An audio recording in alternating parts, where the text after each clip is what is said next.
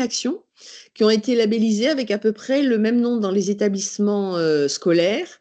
Et l'AFPCNT, toujours sur son site, on peut le trouver, a élaboré un catalogue d'outils sur les risques majeurs. Donc le CIPRE va vous présenter le retour d'expérience sur les 48 actions menées en 2022 par Caroline Hervé.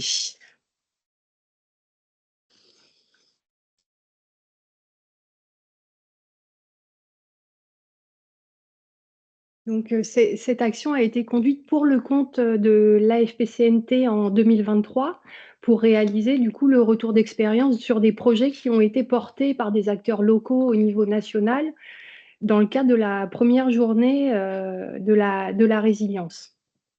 Donc, il y a le visuel du livrable des travaux et celui que vous avez du coup en visu, et vous le retrouvez sur le site de l'Association française de prévention des catastrophes naturelles et technologiques. La démarche de ce travail, c'était au niveau national, il y a plus de 2000 actions qui ont été portées à la connaissance de l'État. Et il y en a 497 qui ont été portées à la connaissance de l'AFPCNT. Et sur la base de ces 497 actions, en fait, on a fait une analyse fine sur la base d'une série d'indicateurs, à savoir la répartition géographique de chaque action, de chaque projet, en fait, parce qu'on a fait une nuance entre la notion d'action et de projet. Au sein d'un projet, il peut y avoir plusieurs actions. Et donc, l'idée, c'était de mettre en avant prioritairement les projets et qui déclinaient possiblement différentes actions. Donc, on a regardé la répartition géographique de ces projets, on a regardé l'impact aussi médiatique temporel de ces projets, on a regardé la typologie de risque, donc de savoir donc quel type d'aléa le projet prenait en compte, si c'était du multirisque. On a regardé aussi la réplicabilité, donc la difficulté de réalisation de l'action, l'investissement humain, financier et matériel que ces projets pouvaient impliquer, la cible, le public touché par l'action, le projet, et la thématique. Donc la thématique en lien avec les objectifs de la Journée nationale de la résilience, à savoir culture du risque, préparation à la catastrophe ou résilience. Donc, sur cette base de 497 actions, on a présélectionné 75 actions et on a interrogé les porteurs de projets pour savoir justement comment l'action s'était déroulée et qui nous donnent davantage de détails sur la mise en œuvre de leur projet au travers d'une enquête par questionnaire. Et à partir de là, en fait, on a sélectionné au regard des réponses qu'on a obtenues et on a réussi à dégager 48 actions. L'ambition du projet au départ, c'était 50 pour justement mettre en avant un panel de projets assez restreint qui soit accessible en termes de consultation. Donc là, on est arrivé à 48 projets valorisés dans le cadre de ce retour d'expérience et qui ont fait l'objet d'une analyse statistique. Donc les chiffres que je vais vous montrer là, c'est des chiffres sur les 48 actions qui ont été analysées sur les 497 qui avaient été portées à notre connaissance. Donc, la déclinaison territoriale des actions, donc là, on était sur une étude territoire national et territoire métropolitain et ultramarin. Donc, sur les 48 actions répertoriées, il y en a 15 qui ont été menées dans le Grand Sud. Là, le Grand Sud, on le voit, c'est la zone verte qui correspond à l'arc méditerranéen. Et ensuite, on a 4 actions dans l'Est, 3 actions dans le Nord, 19 actions à l'Ouest, 5 actions nationales et 2 actions en Outre-mer qui ont été valorisées dans le recueil. En termes d'analyse statistique, ce qui est intéressant de voir sur la thématique des actions et le type d'aléas pris en compte, on a 43% des actions qui sont des actions multirisques, donc qui prennent en compte différentes typologies d'aléas, et on a 30% des actions qui sont sur la thématique du risque inondation. Ensuite, on a des actions isolées sur les autres thématiques, submersion marine, feux de forêt, cyclone, tempête, séisme, éruption volcanique et risques technologiques. Le format des actions. Du coup, il y a différents formats qui ont été conduits. Il peut y avoir la production d'outils, diffusion de supports et d'outils en majorité, des animations participatives, des séminaires, des conférences, des serious games, des campagnes d'information, des exercices formation et des visites de sites. Le temps de préparation de ces actions, il était variable. 43% des actions ont nécessité quelques semaines de préparation, 36% quelques jours et 21% quelques mois. Et le coût financier, donc on avait défini des fourchettes de coûts financiers entre inférieurs à 5 000 €, entre 5 000 € et 15 000 €, au-delà de 15 000 €. Et donc la majorité, 64% des actions, ont un coût inférieur à 5 000 €. Et on avait du coup interrogé ces porteurs de projets sur les difficultés qu'ils avaient pu rencontrer dans la mise en œuvre de leur action. Donc ce qui est ressorti des questionnaires, c'est sur la première édition, la difficulté liée au délai de préparation, parce qu'on avait eu un temps très court entre l'appel à projet et la journée ou la semaine du 13 octobre. Donc ça avait impliqué des contraintes pour les collectivités, une difficulté à mobiliser les collectivités et autres acteurs, une difficulté à mobiliser vu les courtes échéances. Ensuite, on avait un sujet aussi sur la coordination entre les acteurs, dans la mesure où, du coup, il y a beaucoup d'acteurs qui ont été sollicités et souvent un peu les mêmes, sollicités pour participer notamment à certaines actions, et la difficulté de se mobiliser sur un temps court pour accompagner différents porteurs de projets. Il ressortait aussi la difficulté relative à la communication pour mobiliser sur les projets. Donc la difficulté à faire en sorte que le projet soit connu et que du coup les publics se mobilisent pour venir assister aux manifestations envisagées.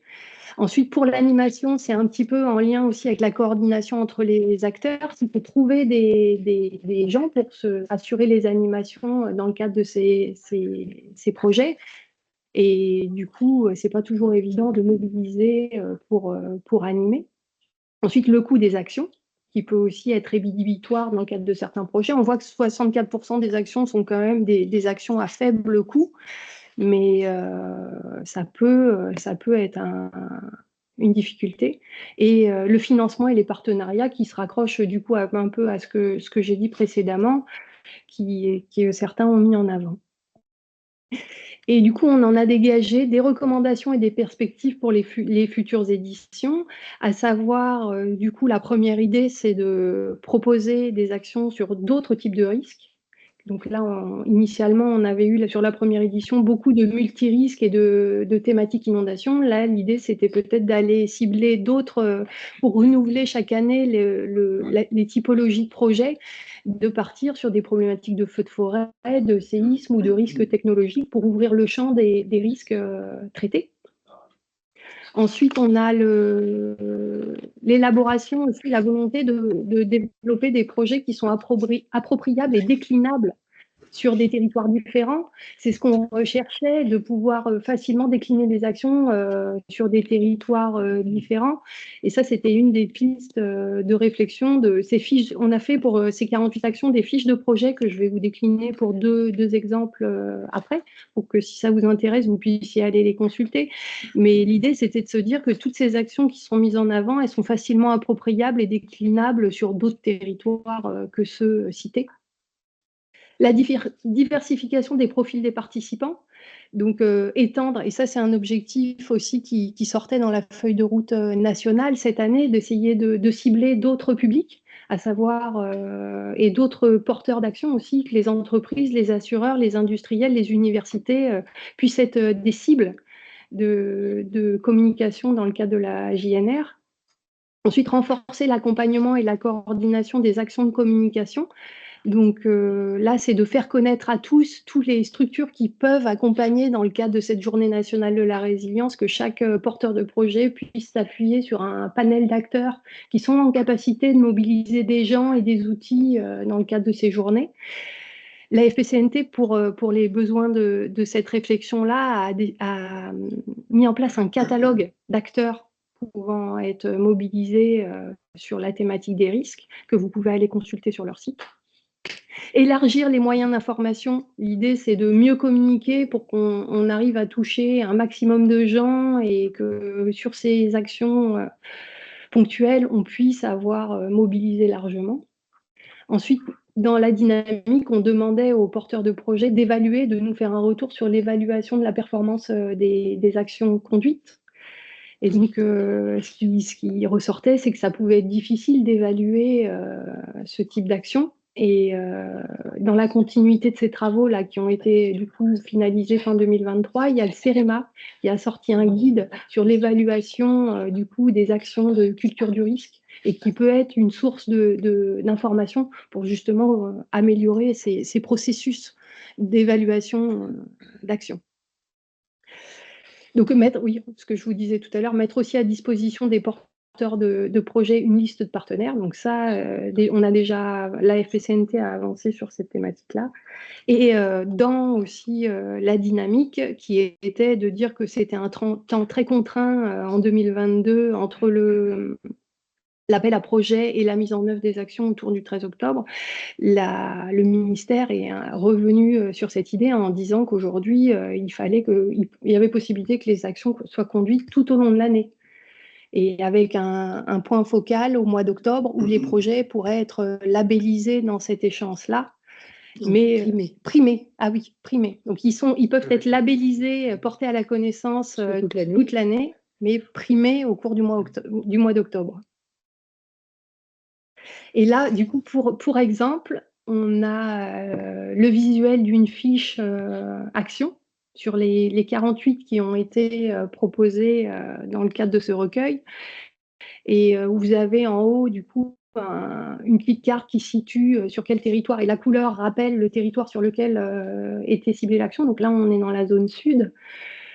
Et là, l'action, c'est un débat qui a eu lieu sur Maritima, qui est une radio locale là, installée à Martigues, et dont le CIPRE a été partenaire avec le SDIS 13 et un Naftachimi, qui est un industriel de la plateforme ici de l'Avera, où il y a eu une émission radio, du coup, avec ces différents acteurs, le jour de la Journée nationale de la résilience, le 13 octobre 2022.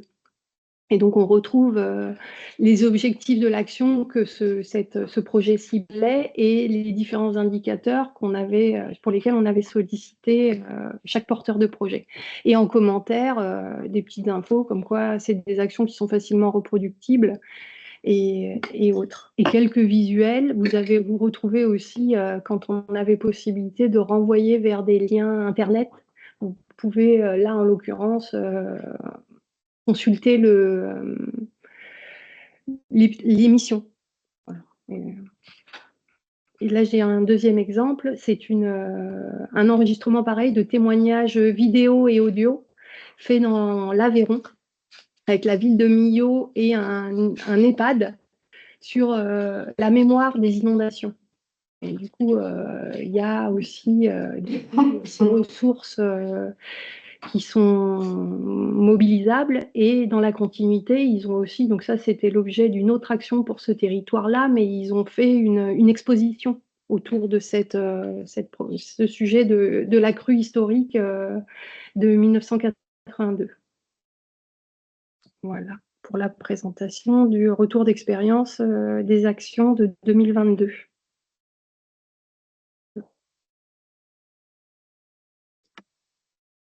N'hésitez pas à intervenir à la fin un peu de chaque présentation. Vous pouvez aussi poser quelques questions au travers du chat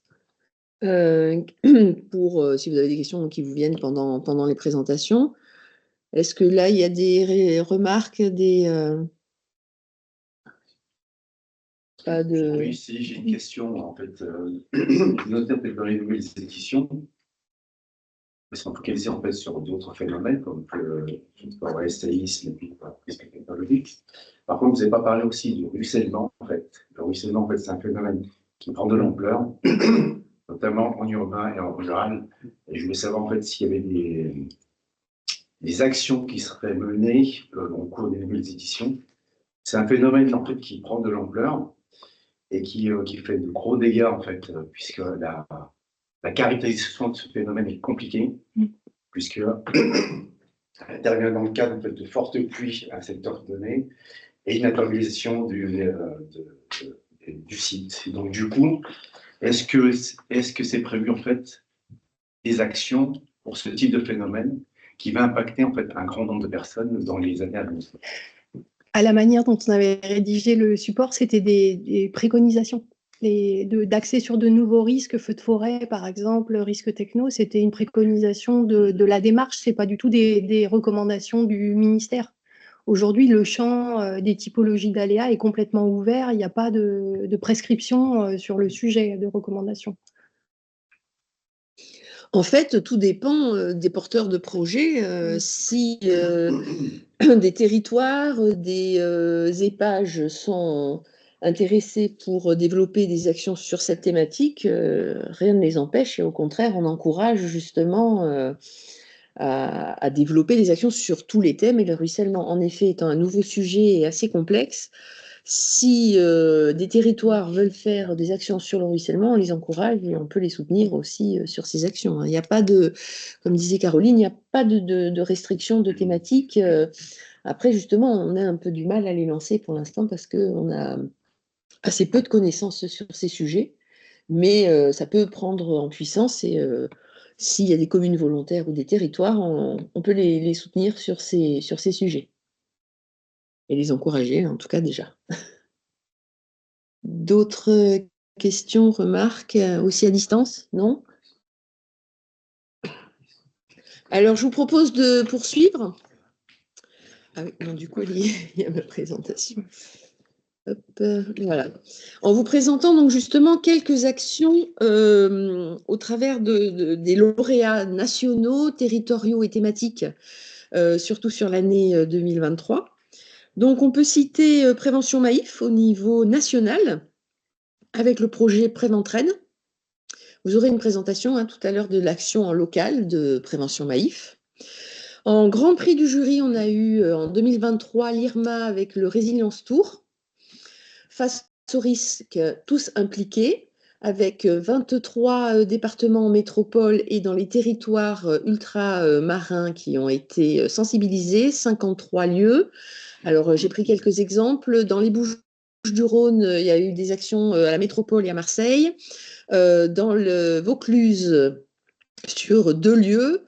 Et dans le 66, j'ai pris cet exemple parce que je crois qu'on a des correspondants en visio sur plusieurs sites. Je vais d'ailleurs le présenter un exemple derrière.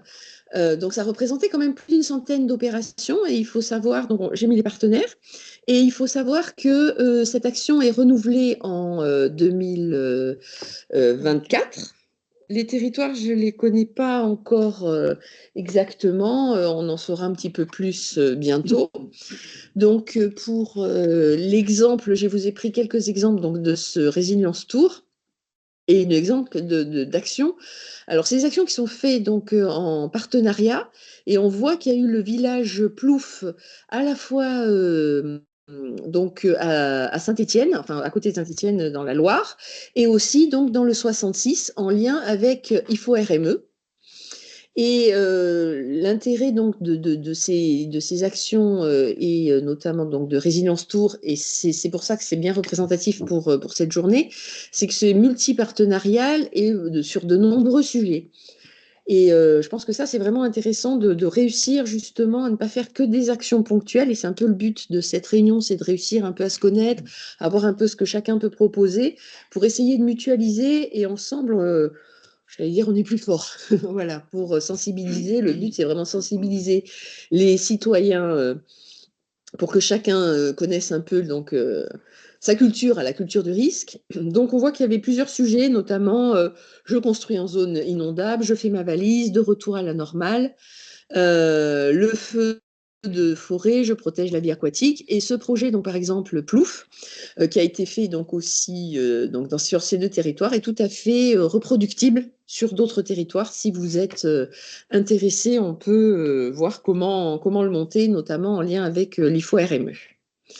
Alors, il y a aussi donc des lauréats territoriaux. Donc là, j'ai pris l'exemple d'une action qui a été menée par la DDT des Bouches-du-Rhône en lien avec la préfecture et la FPCNT. Donc, c'était le 12 et le 13 octobre 2023 à la préfecture de région à Marseille. Et le but était de sensibiliser les agents de l'État que ce soit au niveau régional et surtout les départemental, puisqu'on l'avait fait donc à Marseille. On a même eu la présence de monsieur le préfet et de l'ex-ministre de la Culture qui, par hasard, était là ce jour-là. On n'a pas ciblé pour ça, mais on en a profité. Là, d'ailleurs, en photo, on voit le préfet qui est sur le simulateur virtuel. Donc, en fait, les thèmes, c'était, on avait utilisé les kakémonos qui ont été faits par l'Adréal et qui nous ont été prêtés par l'Adréal, où on parle des différents risques et aussi les bons comportements. L'utilisation des démonstrateurs inondation, portes de voiture et portes de garage, qui permettent de sensibiliser en rendant les gens actifs et se rendre compte en faisant monter le niveau d'eau qu'on ne peut plus ouvrir la portière, ou on sensibilise aussi en disant qu'une voiture est très rapidement emportée par des courants. 30 cm d'eau suffisent pour emporter une voiture, même un 4x4. On sensibilise là-dessus parce que ça peut être, alors je vous dis 30 cm, c'est à peu près, hein, ça dépend.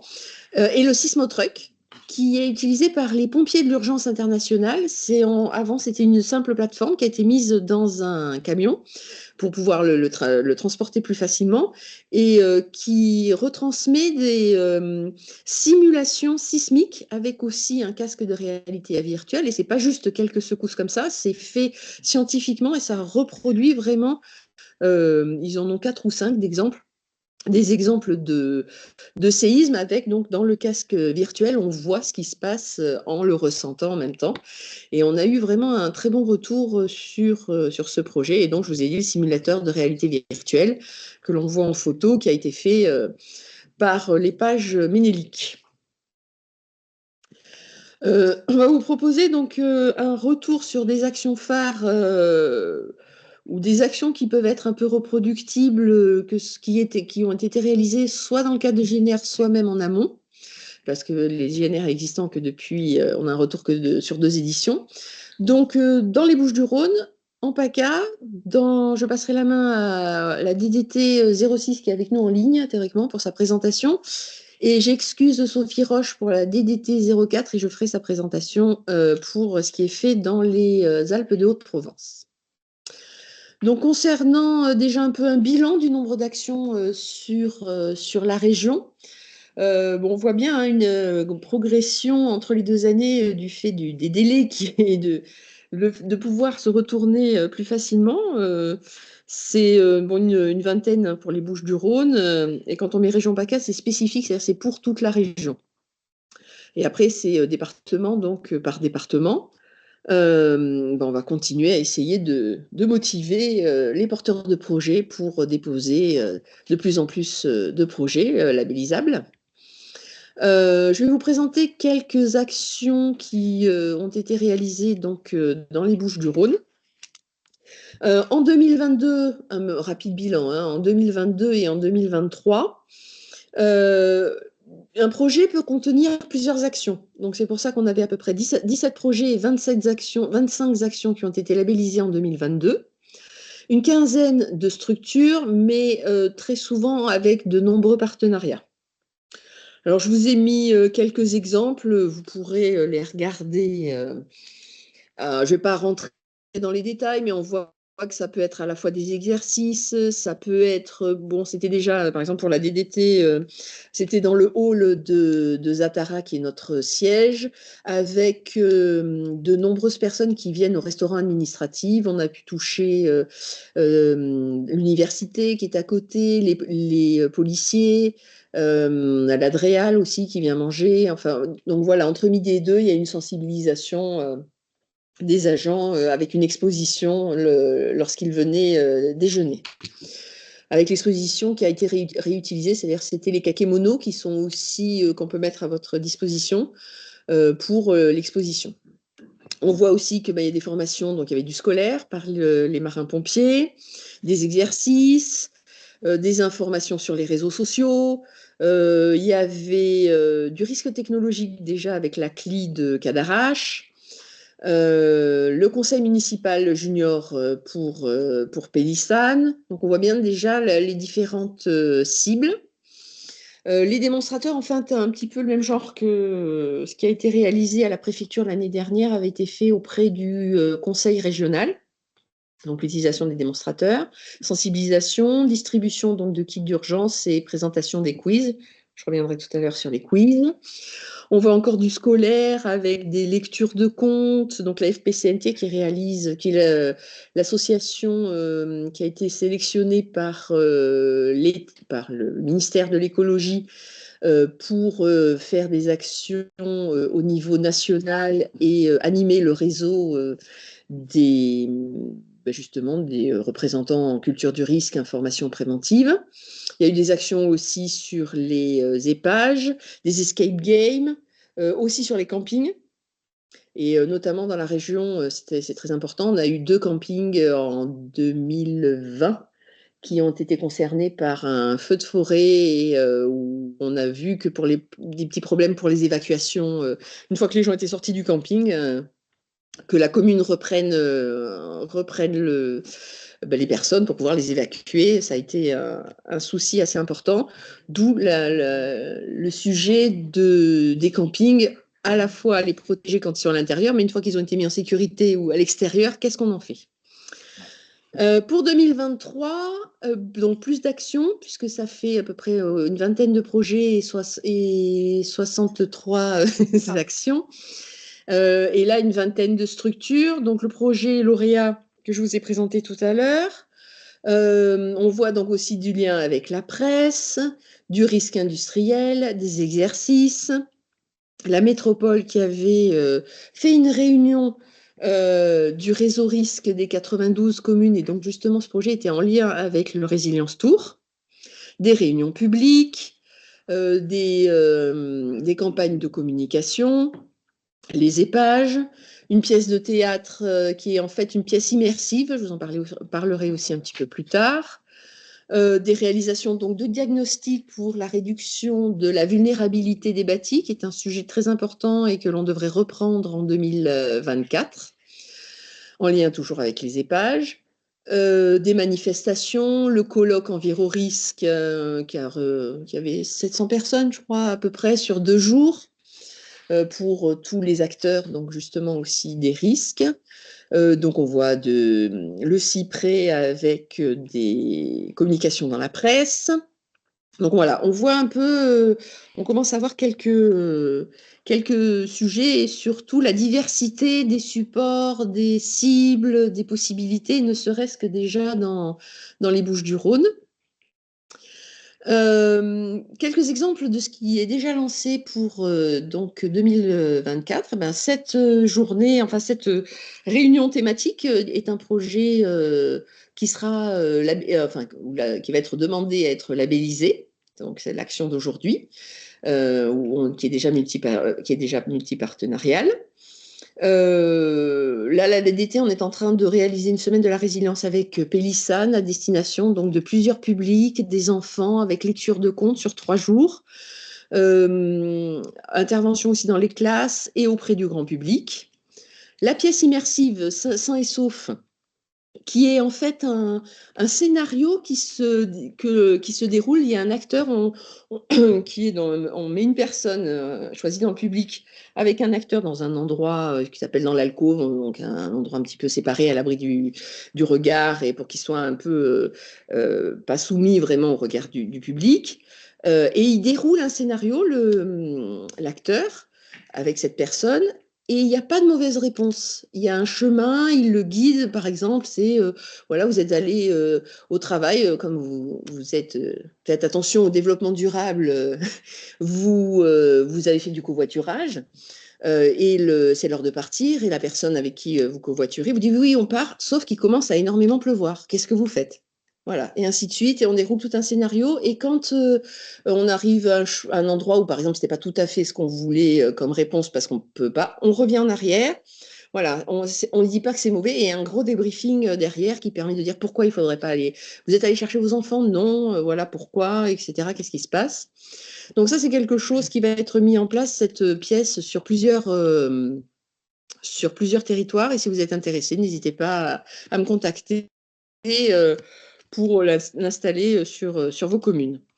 Donc, on organise aussi avec le CIRA7PC ce qu'on appelle un exercice entraînement, où on va faire jouer Alors, pourquoi ça, c'est pas vraiment un exercice? Le but, c'est pas que ça réussisse un exercice. Le but, c'est d'arriver au bout et qu'on voit que ça fonctionne, que le PCS fonctionne, etc. Là, c'est plus de réunir les acteurs entre eux. Ils seront au COD à la préfecture et de voir les actions, les tracés, ce qu'ils auraient fait, qui ils auraient appelé, quoi, comment, et ensuite de faire un débriefing pour voir non, là, pourquoi ça fonctionne pas, qui il aurait mieux valu appeler, à quel moment, comment dérouler par rapport au scénario. On va faire 4 petits scénarios d'1 heure avec des débriefings pour bien voir surtout la synergie entre les différents acteurs. Au niveau régional, il va y avoir le risque autour et mon collègue de l'Adréal va vous en parler avec le retour d'expérience de 2023 et les prévisions pour 2024 où ça se déroule sur tous les départements donc des Bouches-du-Rhône. Par rapport encore en quelques exemples, il va y avoir la conférence technique territoriale faite par le CEREMA le 18 juin. Culture du risque, quelle stratégie durable pour sensibiliser les citoyens d'un territoire? Encore un sujet intéressant. L'aide à la rédaction de DICRIM. Encore quelques communes qui n'ont pas de DICRIM alors qu'elles sont soumises à cette obligation réglementaire. La mise en œuvre d'un jeu de cartes qui s'appelle Aventurisque en lien avec l'INRAE et diffusion du jeu. Ils vous en parleront aussi tout à l'heure, Prévention Maïf du jeu Préventrade. Donc, bon, j'ai mis mes contacts, n'hésitez pas. Et je vais passer la main à mon collègue pour la présentation du risque autour. Je vais venir ici pour le micro. Pour le micro, ça c'est bon.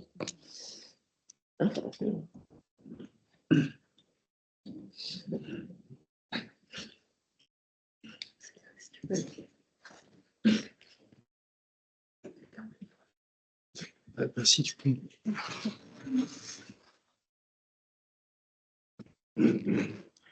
Donc, pour présenter, ouais. Pour présenter le risque autour, en fait, donc, en résumé, le risque autour, c'est l'idée de monter des ateliers de sensibilisation dans les différents collèges du département. Et c'est une action qu'on avait réfléchie en fait en 2023, du coup, avec l'AFPCNT, et puis en s'appuyant aussi sur le réseau des CPIE de PACA qui ont l'habitude de faire des animations dans les écoles et puis dans différents lieux et pour différents publics. Donc là, en termes pour la première édition, on avait fait une convention en fait qui n'a pas été signée, mais du coup, on s'était engagé sur un certain nombre d'actions avec la FPCNT. Tu fais un certain nombre d'actions, donc il y avait Enviro-Risque, il y avait le risque autour, et on avait aussi réalisé une bande dessinée au travers de 5 scénarios autour de la prévention du risque feu de forêt, sur les 5 éléments qui peuvent déclencher un feu de forêt, et puis comment... Voilà, donc on avait fait appel à une association et puis à des dessinateurs de BD. Pour en revenir au risque autour, donc là, pour l'édition 2023, on était sur un coût financier de 40 000 € avec un financement à 50% par l'Adréal et par la FPCNT. Donc le bilan, voilà, je vais faire un bilan rapide sur l'édition 2023 avec un rappel des partenaires qu'on a pu mobiliser et quelques données quantitatives et qualitatives et des illustrations voilà, pour montrer un petit peu le type d'atelier.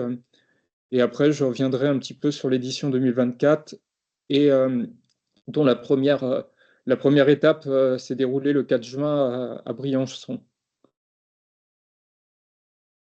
Donc pour l'édition 2023, voilà, on avait mobilisé donc différents partenaires institutionnels et puis donc si on regarde un petit peu cette diapositive globalement sur chaque département, on a pu avoir le SDIS déjà en plus bien sûr de la FPCNT, l'Adréal et puis chaque CPIE. Et après, on a pu aussi avoir la préfecture. Donc, c'était intéressant d'avoir la préfecture parce qu'ils ont fait des ateliers de sensibilisation par rapport à la gestion d'une crise et comment je peux me comporter dans les lieux, suivant le lieu où je me trouve. Et après, on a eu des ateliers un peu spécifiques, notamment à Briançon, avec présence du RTM, de Météo France et de deux collectivités aussi, la communauté de communes du Briançonnais et le parc naturel régional du Queyras. C'était plus pour avoir l'approche multirisque en montagne. Et il se trouve que pendant l'étape de Briançon, en fait, il y a eu 20 cm de neige qui est tombée le matin sur Briançon. Et du coup, les collègues de Météo France, en fait, avaient un atelier sur le risque avalanche. Donc concrètement, on était dedans, quoi. Et après, on a eu voilà, l'association aussi Prévention 04 qui ont du coup animé le jeu Préventrade, dont vous nous présenterez tout à l'heure le contenu. Voilà, tu peux. Là, c'était pour revenir un petit peu. Donc, on a pu proposer sur ces six étapes pour la première édition environ 50 ateliers qui ont mobilisé, qui ont été animés par 21 acteurs. Et on voit une répartition. Voilà, on a pu sensibiliser entre 120 élèves, on va dire, dans le 04 et jusqu'à 240 dans le 83. Mais après, je reviendrai dessus, mais on s'est rendu compte que le nombre d'élèves, on va dire, qui est intéressant à sensibiliser, il ne faut pas qu'on dépasse en fait 150, 160 élèves, parce qu'en fait, on a, en fonction des partenaires qu'on arrive à mobiliser autour de 10 ateliers et 156 élèves, là, comme à Briançon. C'est vraiment le rythme idéal, en fait, puisque ça permet d'avoir un temps de turnover et de mieux répartir aussi la durée des ateliers, parce que, par exemple, dans le Var, en fait, les ateliers duraient à peine 20 minutes et s'enchaînaient, et il n'y avait pas de temps de pause, et il y a eu un décalage, en fait, dans entre chaque atelier, ce qui fait qu'on a vite dérivé et qu'au bout d'un moment, on ne savait plus le temps. Il y a certains ateliers qui ont pu durer qu'un quart d'heure parce que du coup, on avait pris du retard. Donc du coup, c'est un peu un retour d'expérience qu'on a fait et qu'on a décidé d'améliorer pour la seconde édition. Là, c'est quelques illustrations donc pour voir un petit peu le type d'atelier. Donc on a pu avoir des jeux de plateau, par exemple, proposés par l'association Opus 84 autour de. Je viens placer différents éléments en fait autour d'un bassin versant de cours d'eau. Donc en fait, on invite les enfants à positionner voilà, une mairie, à positionner le SDIS, à positionner un EHPAD, ou etc. Et après, on vient par-dessus en fait positionner la zone inondable, l'enveloppe de la zone inondable, donc du lit majeur. Et en fait, si on a placé certains enjeux trop près de la rivière, on se rend compte qu'ils se retrouvent en zone inondable. Et après, du coup, les enfants réfléchissent à comment je améliore voilà, mon territoire et pour être plus résilient. Et l'autre exemple, c'est plus pour montrer, c'était dans le 06, un petit peu comment on voit un bassin versant, inondation et une caractérisation en fait des crues qu'on peut avoir dans le 06. On a vraiment des crues torrentielles puisqu'on a beaucoup de fleuves côtiers en fait, et un arrière-pays où on va très vite sur des altitudes, etc. Donc du coup, ça, ils étaient bien au fait aussi là-bas, puisque c'est des territoires où il y a eu des catastrophes, des inondations majeures qui ont touché. Donc les enfants avaient conscience du risque et savaient comment se comporter, et nous ont rappelé certains témoignages aussi, certains comportements de leurs parents qui avaient changé entre 2015 par exemple et 2019, en fait, ou en 2015, ils avaient pris leur 4x4, voilà, parce que là-bas, ils ont des 4x4. Ils étaient allés chercher leur enfant à l'école, quitte à se mettre en danger et quitte à faire demi-tour parce que du coup, ils se sont retrouvés bloqués. Et du coup, en 2019, ils ont complètement changé. Ils ont dit, voilà, nous, on est en sécurité, même les enfants ont dit, on est en sécurité à l'école, donc n'allez pas nous chercher. Donc déjà, voilà, ça c'était bien. Donc si tu passes, voilà, après c'était pour montrer là les démonstrateurs, boîte à risque, voilà, ces différents ateliers en fait. Et c'est vrai que pour l'édition 2023, on s'était, parce que par rapport à l'organisation a été rapide, mobiliser les partenaires et tout ça. Donc c'est qu'on s'est focalisé en fait en dehors du département des Hautes-Alpes, mais dans les autres départements, on s'est focalisé sur l'inondation et le feu de forêt, quoi, qui sont vraiment les deux risques naturels majeurs. Et voilà, mais pour 2024, on a un peu plus élargi le champ, avec notamment en incluant des ateliers autour des risques technologiques. Voilà, donc là, je pense qu'on peut passer pour les illustrations. Donc, les propositions d'amélioration qu'on a fait à l'issue du RETEX, c'était voilà, de mieux préparer aussi, parce qu'on s'est rendu compte que dans certains collèges, surtout avec les personnes qui accompagnaient les élèves, en fait, n'étaient pas au fait de cette édition ou de savoir pourquoi ils accompagnaient les élèves. C'est ce qui s'est passé dans le 06, en fait, où ils avaient mis parce qu'ils n'avaient pas suffisamment de professeurs, donc c'est même des parents d'élèves et tout ça qui sont venus, mais en fait, ils ne savaient pas pourquoi on nous a dit d'amener les élèves là, pourquoi on est là et tout ça. Il n'y a pas eu suffisamment de communication. Donc du coup, on a dit, voilà, au niveau de l'équipe pédagogique, ou de voir aussi avec certains professeurs, histoire géo, sciences et vie de la Terre, d'avoir une sensibilisation, de préparer les élèves et d'avoir une communication en amont. Et là, on a eu un peu plus de temps pour l'édition 2024, donc ça a pu se faire au travers aussi de la création de supports de communication dédiés et d'outils communs pour chaque collège qu'on peut facilement en fait déployer et mettre à disposition en fait même pendant l'événement.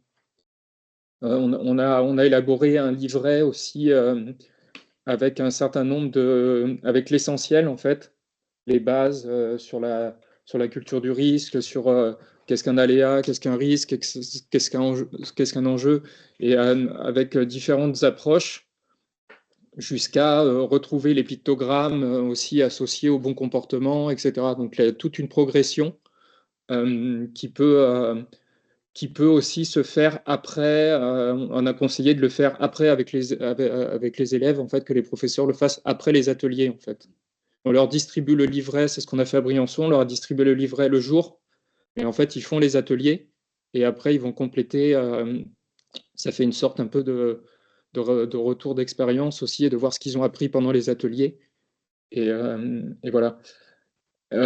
Après, voilà, améliorer aussi entre chaque partenaire qu'on mobilise pour avoir, en fait, chacun est dédié à un risque ou est dédié à une partie de la connaissance ou des comportements, quoi. Certains vont traiter plutôt comment je m'informe, comment les outils, voilà, pour avant l'événement. Les acteurs un peu plus qui interviennent, par exemple les pompiers pour le feu de forêt, eux parlent de pendant, en fait. Comment moi, pompier, je fais face à un feu, etc. Et après, la préfecture vient sur le pendant, et puis surtout après l'après aussi, quand on fait le retour d'expérience d'une catastrophe. Donc on a cet enchaînement aussi, et et du coup se rapprocher de d'autres partenaires aussi qui sont un peu plus opérationnels. Et après, ça, c'est plus quelque chose qui se fera peut-être par la suite, un partenariat qui sera développé avec le conseil régional, du coup, pour adapter le risque autour dans les lycées. Pour l'édition 2024, donc globalement, on reprend, puisqu'il y a eu un accueil et puis l'équipe pédagogique des différents collèges en fait a vraiment apprécié et a tout de suite joué le jeu de reconduire une seconde édition chez eux. Et donc du coup, ça a facilité aussi le fait de ne pas avoir cette chose-là réfléchir ou qui a pris un peu plus de temps, qui a pris beaucoup de temps pour la première édition. Là, on avait déjà les lieux, on avait déjà aussi une dynamique avec des partenaires qui ont accepté de revenir aussi pour la seconde édition. Et on a mieux préparé aussi, par exemple, pour l'édition de Briançon, et pour chaque département, on va faire ça. On fait une réunion préparatoire en visio, en fait, avec tous les acteurs pour déterminer le nombre d'ateliers, pour déterminer la thématique, le type d'aléa dont chacun va parler, et pour avoir potentiellement sur chaque étape, en fait, une dizaine d'ateliers et environ... Là, il n'y a eu que 100 élèves parce qu'on a sensibilisé que les sixièmes pour la seconde édition dans le collège des Garcins à Briançon, alors que l'année dernière, il y avait eu des classes de cinquième. Mais en général, on va être autour de 150 élèves. Donc moins d'élèves, mais en fait une meilleure répartition et une durée des ateliers autour de 30 minutes, en fait, parce qu'on s'est rendu compte que 30 minutes, c'est à peu près le temps d'installer, en fait, de leur présenter un petit peu l'atelier et vraiment, eux, de les faire participer. Et d'avoir aussi entre 10 et 12 élèves maximum par atelier, parce qu'après, ça devient compliqué à gérer pour l'animateur. Donc voilà, c'est tout pour moi. Merci. Merci. Je ne sais pas si vous avez des questions. Moi, j'avais vu là-dessus. Oui. Qui c'est qui vous sollicite pour aider les collèges? Est-ce que c'est les collèges qui vous sollicitent? En fait, côté animation, en fait, on s'est appuyé parce que les CPIE, le réseau des CPIE, réseau associatif, avait l'habitude en fait de travailler avec certains collèges. Et du coup, ils ont pour la première édition, ils sont allés vers ces collèges qui ont répondu. Ok, voilà, il y a eu. Voilà. Et après, en cas de difficulté, actuellement, on a une difficulté dans le 06 pour trouver le collège. Et il se trouve qu'en fait, dans ces cas-là, on a la chance de pouvoir s'appuyer sur soit des partenaires locaux, et comme il y a eu une communication un peu plus large sur l'événement, sur la seconde édition du Risque Autour, il y a même une collectivité, en fait, il se trouve que la communauté d'agglomération du Pays de Grasse est intéressée, en fait, pour organiser le Risque Autour. Donc, du coup, c'est comme ça qu'on peut se rapprocher. Et on a en dernier recours aussi le rectorat qui est associé, les académies avec Marseille et Nice.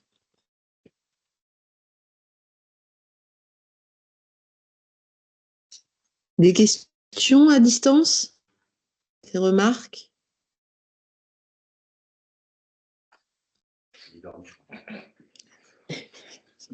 Alors, je vais passer la parole à Véronique de la DDT 06. Tu es bien là, Véronique, tu es là? Oui, on est là. Ah, vous êtes là. Nous sommes là. Alors, voilà, une présentation. Alors, dans un premier temps, des JDRM, et dans un deuxième temps, des actions sur le séisme, par Raphaël. Véronique.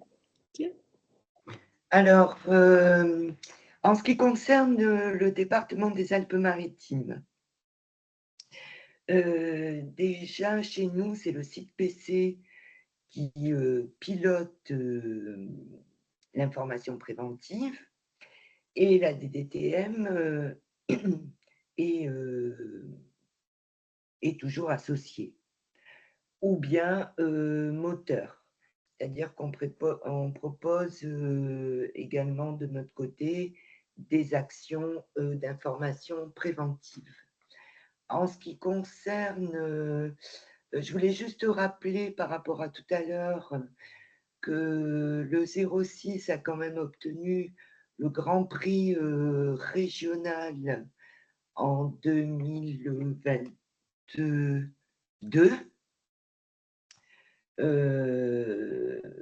À l'occasion de la GNR. Quelqu'un m'entend? Oui. On entend. Ah bon, parce qu'on a d'énormes difficultés d'écoute. Ah, on vous entend très bien. Bon, alors ça va. Voilà, qu'est-ce que tu voulais que je précise? Bon, en fait, donc, juste un petit point là, ces JDRM existent donc depuis 2015, donc bien avant qu'il y ait les JNR.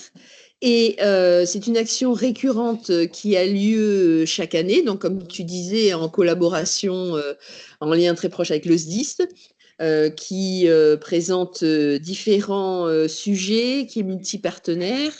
Et donc là, c'est un exemple de sur 2018 qui a été mis donc pour montrer qu'il y avait par exemple un village inondation, des exercices inondation, avec des partenaires comme les pompiers, avec les démonstrateurs, avec l'apprentissage de bons réflexes, et que j'allais dire vous étiez un petit peu en avance par rapport donc justement à cette mise en place des JNR, puisque vous aviez déjà des actions depuis 2015, et cette journée donc que vous continuez à faire chaque année depuis 2015, le 3 octobre, et qui a beaucoup de succès, puis à peu près 300 personnes à peu près à chaque fois, c'est ça?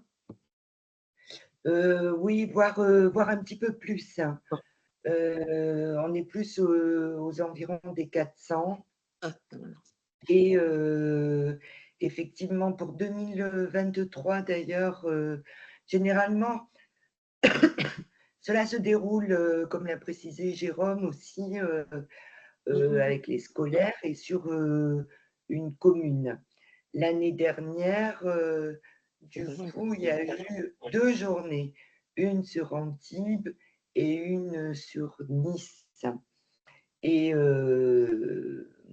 voilà, à chaque fois, nous faisons le plein avec des rotations entre 6, 8 classes. D'accord. Alors, je crois qu'il y a le CPC 06 qui voudrait rajouter quelque chose, puisque nous avons la chance de les avoir aussi en visio. Je vous laisse la parole. Allô?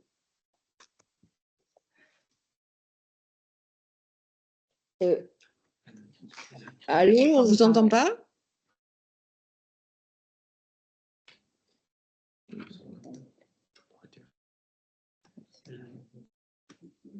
Le CPC 06. Ah, Est-ce que vous m'entendez? oui, ça y est. Merci. Je ne savais pas si vous m'entendiez bien. Donc oui, Jonathan Richard du site PC. Je ne suis pas physiquement avec la DDTM, mais merci à Véronique pour la présentation de la JDRM. Je voulais juste revenir. Alors effectivement, l'année dernière, il devait y avoir 2 journées. On en a fait une à Nice. Malheureusement, la JDRM qui devait avoir lieu à Antibes a été annulée la veille suite à la vigilance rouge pour la tempête Aline. Et donc, normalement, l'édition 2024 sera bien organisée à Antibes cette année. Le CIPREL, la DDTM et plein d'autres partenaires seront conviés à une réunion de lancement bientôt, hein. Elle devrait normalement avoir lieu le 8 octobre 2024. Effectivement, comme le disait Véronique, on a entre 300 et 400 élèves à chaque fois. 2022 à Cannes, on était à 400 élèves et l'année dernière à Nice à 300. C'est généralement 8-10 classes effectivement qui sont conviées et on organise les rotations. Moi, j'avais juste une petite question. Je n'ai pas voulu vous interrompre tout à l'heure, mais sur le tableau avec les statistiques des actions labellisées pour les 2 premières éditions de la JNR, pour le 06, on était à 4 actions labellisées en 2022 d'après le tableau. On était plus à 20 actions labellisées en 2022, hein, et non pas à 4. Ça, c'était, bon, c'est pas pour chipoter, mais effectivement, Alors, on en avait beaucoup plus de je la. ferai à l'Adrien qui m'a donné les informations, et je vous avoue qu'elle m'avait donné un chiffre aussi très bas pour le 13 que moi, le connaissant, j'ai changé. Et donc, on remettra à jour ce tableau, car je pense qu'il manquait en effet quelques actions. Non, non, mais il y a pas de souci. Moi, je voulais pas vous interrompre trop longtemps. Je vais laisser la DDTM reprendre, hein. Mais effectivement, pour la JDRM de cette année qui sera sur Antibes, on aura une quinzaine de partenaires. On a des associations, la Croix-Rouge, la SNSM, la DRASEC. La prévention Maïf devait également l'année dernière à Antibes animer un atelier avec le jeu Préventraide. Voilà, on sera normalement sur une vingtaine d'ateliers organisée à Antibes lors de la JDRM 2024. Et l'Adréal sera également convié pour animer normalement un stand avec les nouvelles boîtes à risques récemment reçues.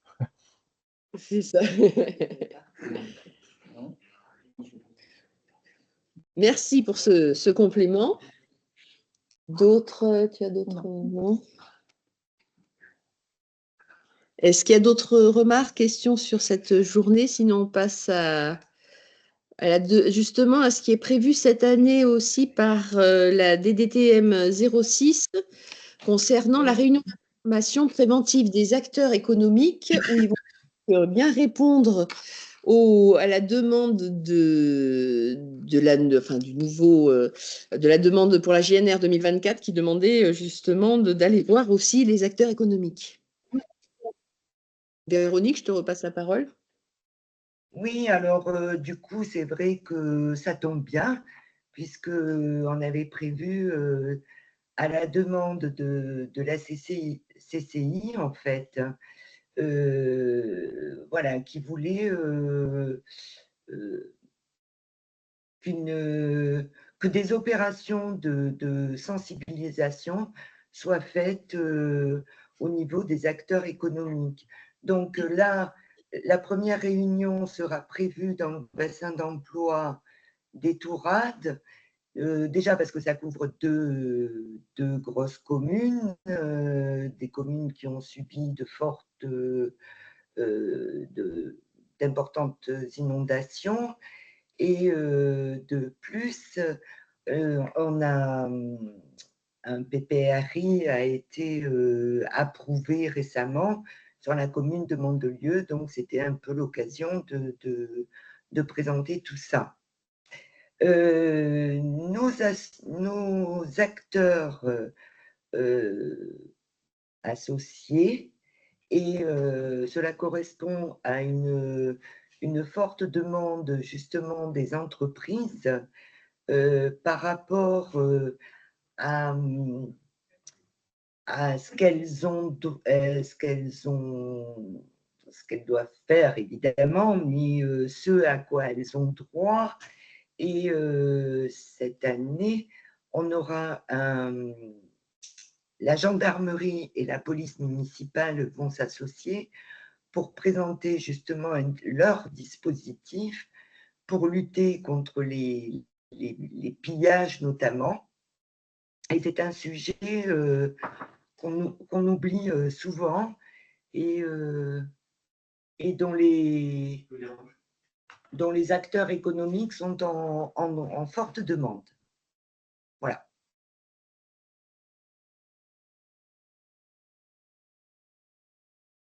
Quelqu'un m'entend? Oui, on est là. J'attendais de voir s'il y avait des réactions. Bon, encore quelques images, les différents partenaires, voilà un peu la modification du PPRI, tu en as parlé. Et donc, Raphaël, pour la partie risque sismique? Oui, c'est ça. Donc, il y a un certain nombre d'outils et d'actions qui ont été menées sur le risque sismique au niveau du département. Et l'idée, c'est de revenir sur certains outils qui peuvent peut-être être utilisés par vous, ou voilà, donner quelques idées. Donc, notamment, il y a eu la création d'un film. Donc, c'est le film Impact, qui est un film de sensibilisation au risque sismique. Il a été réalisé par une association de jeunes en collaboration avec le conseil départemental. Et puis, il y a eu des interventions du S10, des chercheurs, notamment des chercheurs de GeoAzur, de l'Université Nice Côte d'Azur et du CNRS. Donc voilà, c'est un film qui a été fait avec tous ces acteurs et qui est accessible sur Internet, que vous pouvez trouver, et qui donne les bons gestes en cas de séisme à avoir. Alors, je ne sais pas si l'idée, c'était de montrer un extrait. C'est toujours le cas. Oui, un extrait, mais on est un petit peu en retard sur le planning. Donc, et vu tous nos problèmes informatiques, comme le lien a été mis sur la vidéo, je vous propose d'aller voir par vous-même ce petit. De toute façon, vous aurez mis qu'un extrait. Ce qui est intéressant, c'est de voir que pour l'avoir testé, juste Raphaël, je prends la parole 2 minutes. Le fait de cette version interactive est intéressante parce que on a le choix, donc en fait, il y a un petit film, il y a une pause qui se fait pour savoir l'action. On vous propose 2 actions à faire à un moment donné. Et si vous ne choisissez pas la bonne, il y a à ce moment-là une personne qui vient présenter pourquoi il ne faut pas faire cette action et pourquoi c'est l'autre action qu'il fallait faire. Et c'est ça que j'ai trouvé très intéressant dans cette présentation. Et souvent, le risque sismique, il est difficilement palpable, enfin, c'est difficile de l'imaginer, et le voir en image, c'est assez intéressant. Voilà. Donc, il y a également eu l'élaboration d'un livret pédagogique. Pardon. Il y a une question de Kamel Bourriche de l'Adréal. Ah, pardon. Entendre d'ici, mais en fait, le film, il est diffusé à quel moment en fait, il est diffusé et quel acteur en fait, il puisse. Parce que là, en fait, il y a un lien, mais je ne sais pas si les personnes en fait, qui sont touchées par ça, ils ont accès à ce lien-là. À quel moment en fait, vous avez fait l'information de la diffusion de ce film-là? Alors en fait, ça c'est ma problématique, j'aimerais le valoriser parce que pour l'instant, il y a eu une inauguration, une diffusion avec la préfecture, mais l'information n'est pas relayée. Et donc en fait, c'est pour ça que je vous en parle puisque vous pouvez l'utiliser. Et puis voilà, à l'occasion de la GNR, le diffuser et que les gens puissent y avoir accès. Nous, on peut la relayer aussi, Raphaël, sur le site de l'Observatoire régional. Ouais. Exactement, vous pouvez.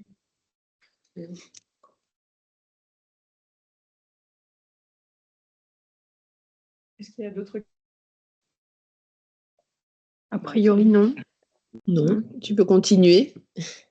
Et donc aussi, donc ce livret pédagogique qui a été élaboré avec l'Observatoire et du MED GeoAzur, qui est un de nos partenaires puisqu'il développe il vulgarise en fait le risque sismique et pas que, il y a aussi des choses sur le climat, et qui a permis d'élaborer donc ce livret qui propose aux enseignants des petites activités qui sont facilement réalisables.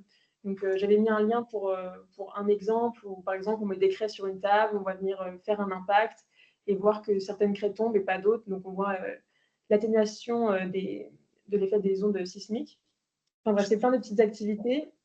Et puis l'Observatoire du Med GeoAzur a également un site internet que vous pouvez aller voir où il y a plein d'activités proposées et cette information elle peut être relayée notamment pour des collèges, pour des lycées. C'est plutôt un public collège-lycée puisqu'ils se sont aperçus que pour les primaires par exemple, la compréhension du phénomène séisme est assez complexe en fait. Pour qu'ils comprennent bien ce que c'est assez difficile. Donc c'est plutôt pour les collèges-lycées. Et on peut passer. Et pour l'année 2023, c'est pareil, il y a toujours ce partenariat avec l'Observatoire du MED GeoAzur. Et donc là, il y a eu un financement pour acheter du matériel pédagogique, des capteurs de type cellules piézoélectriques, des accéléromètres, etc. Et puis, donc, il y a eu des interventions directement au sein des scolaires où ce matériel a été utilisé pour sensibiliser les élèves. Et puis, à la fin de cette intervention, il y a des capteurs sismiques en fait, qui ont été implantés directement dans les collèges. Donc, ça donne à la fois de la donnée pour les laboratoires scientifiques et ça met également un objet qui est visible par les élèves au quotidien. En fait. Et puis, cette année aussi, on a fait une sensibilisation. Bon, je ne l'ai pas noté, mais pour les agents de la DDTM, j'ai fait une petite présentation de l'aléa séisme, du risque sismique et du rappel des bons gestes à avoir en cas de séisme. Et puis, la dernière chose que je voulais aborder, voilà, il y a aussi également eu tout un travail de sensibilisation pour les acteurs de la construction aux règles de construction parasismique. Donc, différentes conférences qui ont eu lieu pour sensibiliser les architectes, les bailleurs, les promoteurs. Et puis également, il y a, lors de l'élaboration des PPR sismiques, c'est l'occasion aussi de rappeler, par exemple, au service instructeur, voilà, les différentes règles qui existent, les attestations à fournir, etc. Et voilà ce que je voulais vous présenter. J'avais une question justement sur J'avais une question sur le retour d'expérience en fait et et la sensibilisation qui a été faite les années précédentes, notamment en fait la conférence sur le renforcement parasismique et puis et les autres thèmes, c'est des choses en fait qui vont être renouvelées les années précédentes parce que en fait on s'aperçoit que la problématique séisme, elle n'est pas uniquement liée à la réglementation, elle est aussi liée au défaut de fabrication, en fait, défaut de conception en fait, des ouvrages, des bâtiments. En fait. Il existe une réglementation, le reconduite, en fait, qui définit un certain nombre de renforcements parasismiques, mais qui ne sont pas toutes et donc, du coup, en fait, la sensibilisation qui est réalisée par les architectes, en fait, elle est vraiment, elle tombe à point nommé parce que c'est eux, en fait, qui sont dans le cadre de la conception et qui peuvent sensibiliser aussi les constructeurs qui sont certes normalement des professionnels en fait, de la construction, mais ils peuvent être amenés aussi à embaucher certaines personnes, mais pas forcément formées, mais donc dans ces civilisations, de ces mesures-là, qui vont avoir un lien et des conséquences sur les bâtiments en cas de séisme. Et je voulais savoir, ces conférences, elles vont être renouvelées dans les années suivantes. Pour moi, en fait, c'est très, très important. Et ça va contribuer justement à la réduction de la vulnérabilité pour le séisme. Bah oui, c'est vrai que là, l'idée, c'est de continuer ces conférences. Après, moi, sur le retour d'expérience, comme ce n'est pas des projets que j'ai portés, je ne peux pas vous dire si ça a vraiment impacté, quel est le retour des architectes. Mais effectivement, oui, c'est à poursuivre.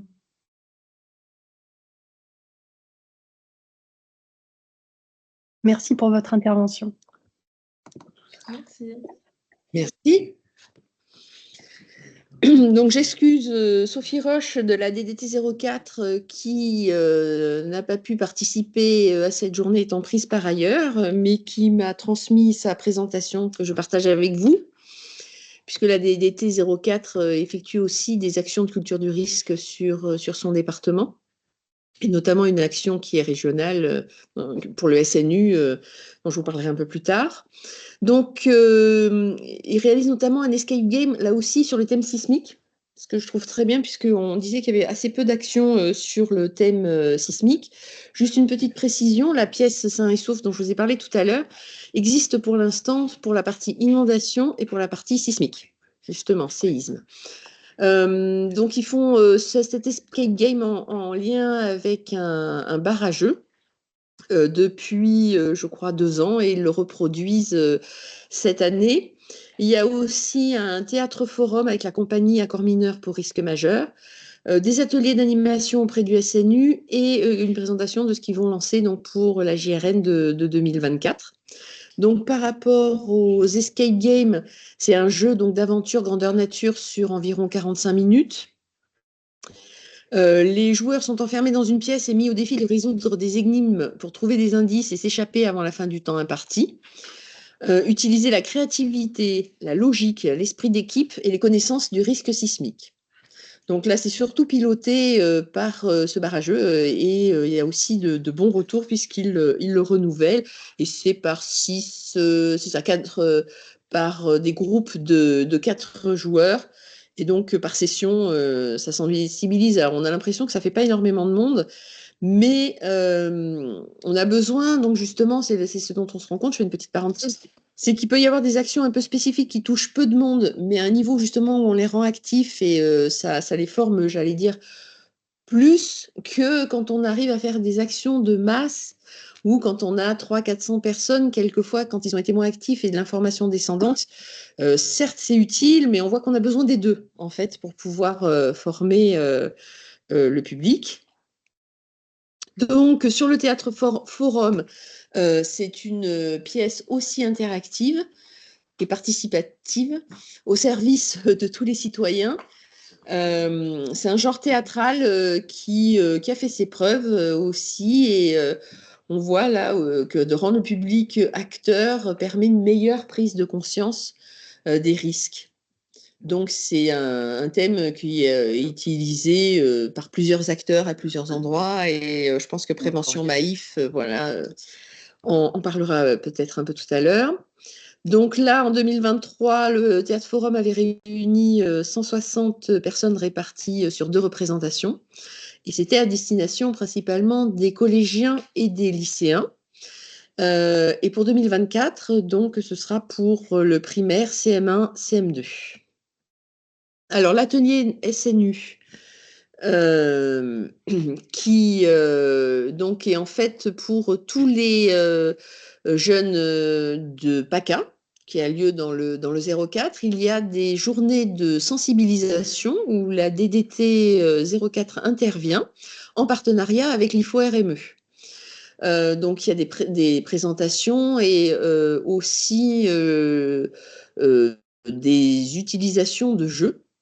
Ce qui et là aussi, ça fait, je crois, depuis l'année dernière ou l'année d'avant qu'ils font ça et qui est reproduit encore cette année. Donc, on voit aussi que les jeux de société, puisque c'est pour des jeunes de 15-17 ans, hein, voilà à peu près le SNU, il y a le jeu Prévento. Et donc, je ne pourrais pas trop vous parler parce que je ne le connais pas énormément. Et une goutte de trop qui avait été élaborée à l'époque par l'AMIAM, la mission interrégionale inondation de l'arc méditerranéen. Voilà. Et dont une partie des missions a été reprise par l'association AFPCNT dont je vous ai parlé précédemment. Et donc, en moyenne, par session, c'est donc sur 12 fois 50 jeunes et 4 séjours aussi par an. Donc, ça demande pas mal d'énergie et avec cette collaboration, une bonne sensibilisation des jeunes. Il y a aussi des goodies qui peuvent être remis. Je vous en parlerai aussi parce que la DDTM 13 fait aussi des goodies. Par notamment, ils ont un manuel de bon comportement, on en a un aussi, et un sac à dos kit d'urgence. L'IFO-RME a fait aussi un sac à dos kit d'urgence et je pense que la DDT M13 va peut-être en faire un parce qu'il y a un bon retour aussi sur ce sujet on utilise facilement ces petits sacs, c'est ce que vous voyez sur la droite de votre écran et on met ce qu'on doit avoir dans son kit d'urgence imprimé sur ce petit sac. Et donc pour 2024, le programme en partenariat principalement donc avec la ville de Digne-les-Bains, le syndicat mixte Léon, les CPIE dont on a parlé tout à l'heure, hein, qui sont très actifs, UNESCO Géoparc Le Barjoc et la compagnie Risque Art avec le programme encore donc de l'escape game, comme je vous disais, la pièce de théâtre Forum, des ateliers séismes, des conférences, des simulations d'inondations sur des maquettes faites par le syndicat de rivière, des jeux avec le CPIE, de l'information, voilà, là aussi, on voit une action multipartenariale sur plusieurs sujets en même temps. Donc, vous avez des questions par rapport à ce que fait, donc merci à la DDT 04. On vous propose là, donc on en a quand même déjà parlé, mais de regrouper quelques actions, quelques outils qui sont facilement mobilisables, facilement utilisables, et que l'on vous propose pour élaborer, si vous souhaitez élaborer donc un projet qui pourrait être labellisé dans le cadre des JNR.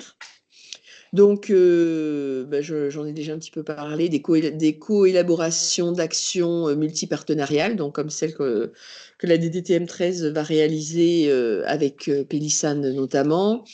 On peut vous mettre en relation avec donc, différents partenaires, notamment certains qui sont présents ici. Des prêts ou des mises en œuvre avec soutien pour mise en œuvre de jeux comme celui qui sera présenté tout à l'heure pour ceux qui sont présents. Des lectures de comptes, des expositions itinérantes que l'on peut vous prêter ou que l'on peut venir animer, des rédactions d'articles, l'aide à l'élaboration de documents. Je parlais tout à l'heure notamment aussi des DICRIM et puis le Cyprien en reparlera. Alors, avec quelques images, voilà, pour rendre, on en a parlé un peu donc plus rapidement des démonstrateurs où on rend les gens actifs et on a vraiment des très bons retours sur ces outils qui demandent une certaine mobilisation, mais où on peut vous aider à les réserver et à venir les animer. Le sismotruck qui vient de Limoges, donc, puisque les pompiers d'urgence sont à Limoges, qui peuvent être utilisés là aussi, risque de séisme. Hein, il n'y a pas énormément d'outils, mais celui-là où on a aussi un très bon retour. La pièce immersive dont je vous ai parlé tout à l'heure. Il y a les tutos risques qui sont des petites vidéos faites par le gouvernement sur à la fois les bons réflexes, les gestes à adopter en cas des différents risques, l'élaboration du kit d'urgence, les petites vidéos, là vous voyez, on les trouve sur YouTube, de 2-3 minutes avec un jeune qui simule, enfin c'est assez ludique, assez rigolo et ça passe facilement pour faire passer le message aux jeunes. Donc il y a différents jeux, Préventraid dont on parlera à la page suivante, s'il te plaît. Voilà. La boîte à risques qui a été élaborée par le ministère de l'écologie et on en a aussi un exemplaire en région. Voilà, à disposition par la DREAL. Merci à la DREAL si elle peut nous en prêter. Après, des gestions de crise avec différents outils. Alors, il y a des simulateurs, des jeux. On peut mettre en lien avec le jeu qui s'appelle Sit in Crise, qui a été élaboré par l'IMT Alès et Saint-Étienne, où c'est une équipe, donc on a 2 cellules en fait, on a une cellule de crise municipale, les éléments un petit peu perturbateurs et ça permet, ça peut être utilisé notamment pour les agents des communes, sensibilisés à la gestion de crise. Différents jeux, donc comme Aventure Risque qui est en cours de développement avec l'INRAE qui va construire un jeu de plateau pour enfants, CM1, CM2, et un jeu de cartes pour adolescents. Là, on espère le jeu de cartes pouvoir le produire pour justement la fin de l'année, en lien avec aussi l'éducation nationale. Avec l'IFO-RME aussi, donc moi je suis, enfin on est plusieurs, d'ailleurs il y a Jérôme qui l'est aussi, on est représentant local de l'IFO-RME et avec des maquettes magnétiques sur les différents risques. On peut distribuer des gaffes aux risques et qui sont distribués aussi à... Pardon ? Oui, pardon. Ah, pardon. On les a utilisés. Voilà, qu'on va distribuer aussi à Pélissane. Qui existent sur tous les risques, il faut les commander. Je vous avais parlé tout à l'heure des différents quiz. Il existe, la FPCNT a réalisé de nombreux quiz sur le risque feu de forêt, inondation, séisme, risque technologique. Je crois qu'il y a aussi même le risque nucléaire. Des petits quiz que l'on peut, alors soit aller voir directement sur leur site, soit que l'on peut utiliser justement en lien avec des manifestations. Poser quelques questions, soit par exemple au milieu scolaire, c'est en reprendre quelques-unes, pas les dérouler complètement en lien, ça peut être en lien avec une pièce de théâtre, voilà pourquoi je vous en parlais. Donc la DDT, on a fait le goodies que vous voyez là en photo sur les consignes à tenir en cas de risque naturel avec l'INRAE, qui peut être aussi adapté à différents risques et où il y a le kit d'urgence. Des prêts de kakémono dont je vous ai parlé, qui ont été élaborés par la DREAL en lien avec les DDT et que l'on peut mettre à votre disposition, venir avec. Je vous ai donné un exemple des bons comportements. Et on va, voilà, un peu un exemple. Alors, on n'a pas un catalogue exhaustif, mais on a quelques liens avec donc différents partenaires et on peut co-réaliser avec vous. On peut aussi financer. On a un petit peu de budget sur le fonds Barnier pour aider au financement d'actions en plus ou en complément, par exemple, du financement fait dans le cadre de la labellisation. Donc, je repasse la main au Cyprès qui va vous présenter aussi les quelques aides qui peuvent vous proposer. Les outils qu'on peut vous mettre à disposition et pour lesquels nos chargés de mission, Élodie pour la documentation, peuvent venir accompagner dans le cadre de vos actions sur vos territoires. Donc j'en ai repris quelques-uns qui sont institutionnels, assez classiques, à savoir le DICRIM. Donc depuis 2017, on accompagne les communes à la réalisation ou la mise à jour de leur DICRIM sur une maquette type portée par le Cyprès. Donc il y a beaucoup de communes du territoire régional qui en ont bénéficié.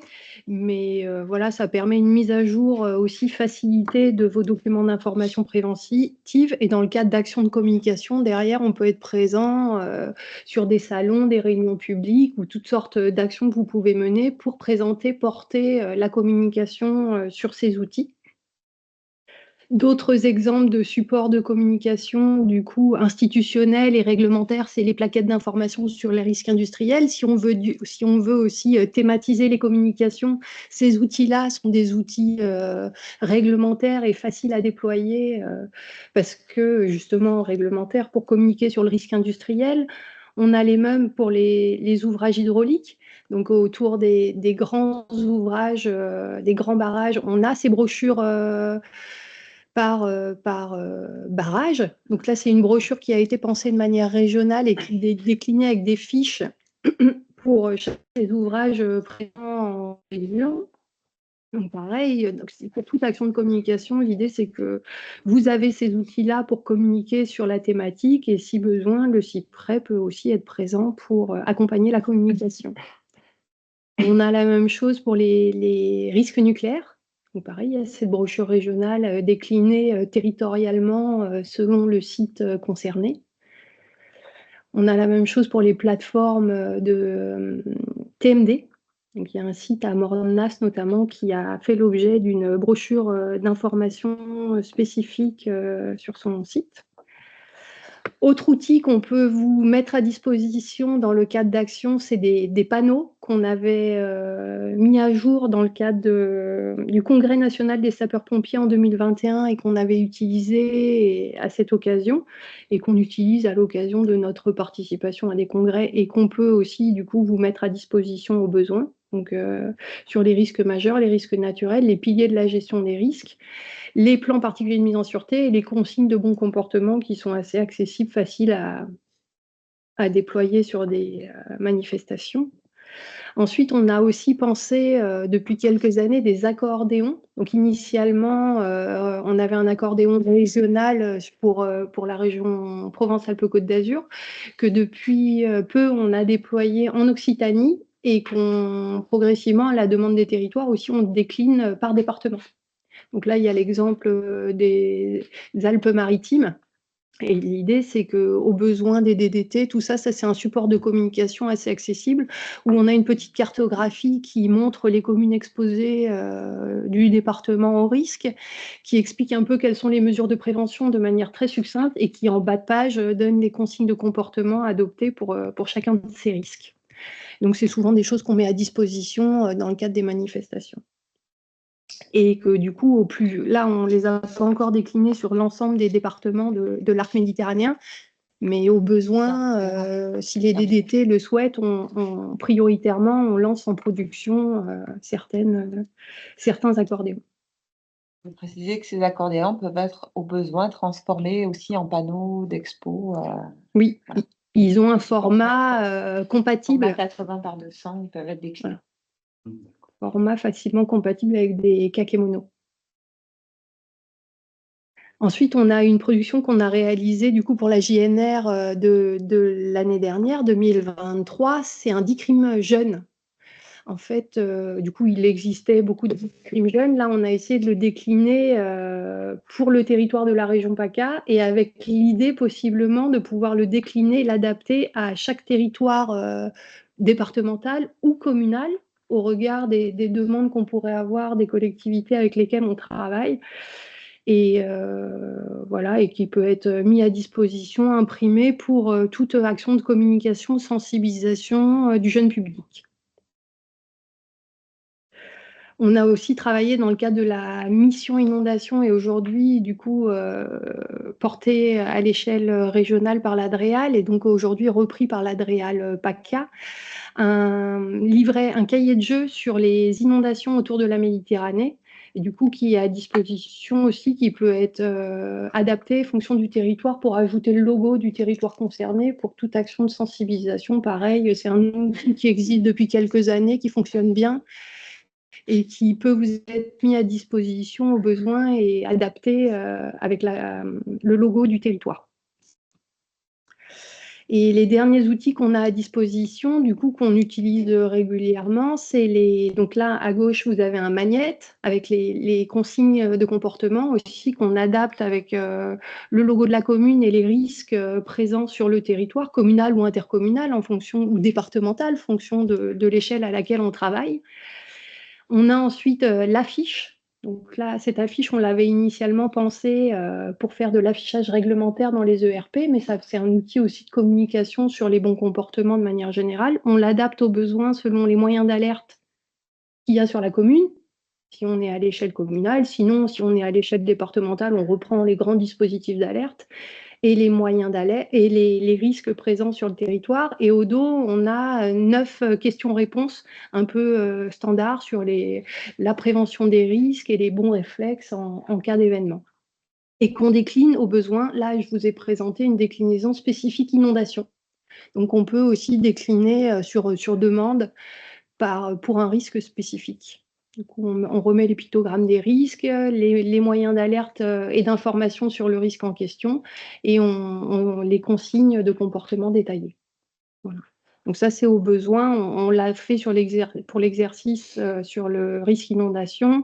On l'a fait sur le risque tsunami. On ne l'a pas nécessairement réalisé pour tous les risques, mais pas de souci s'il y a une demande pour vous le dérouler par type d'aléa. Voilà.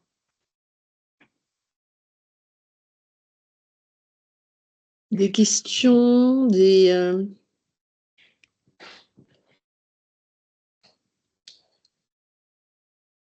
Alors, on va passer sur le focus, donc sur l'action menée par Prévention Maïf, notamment à Aubagne en 2023. Vous voulez prendre ma place ou je vais...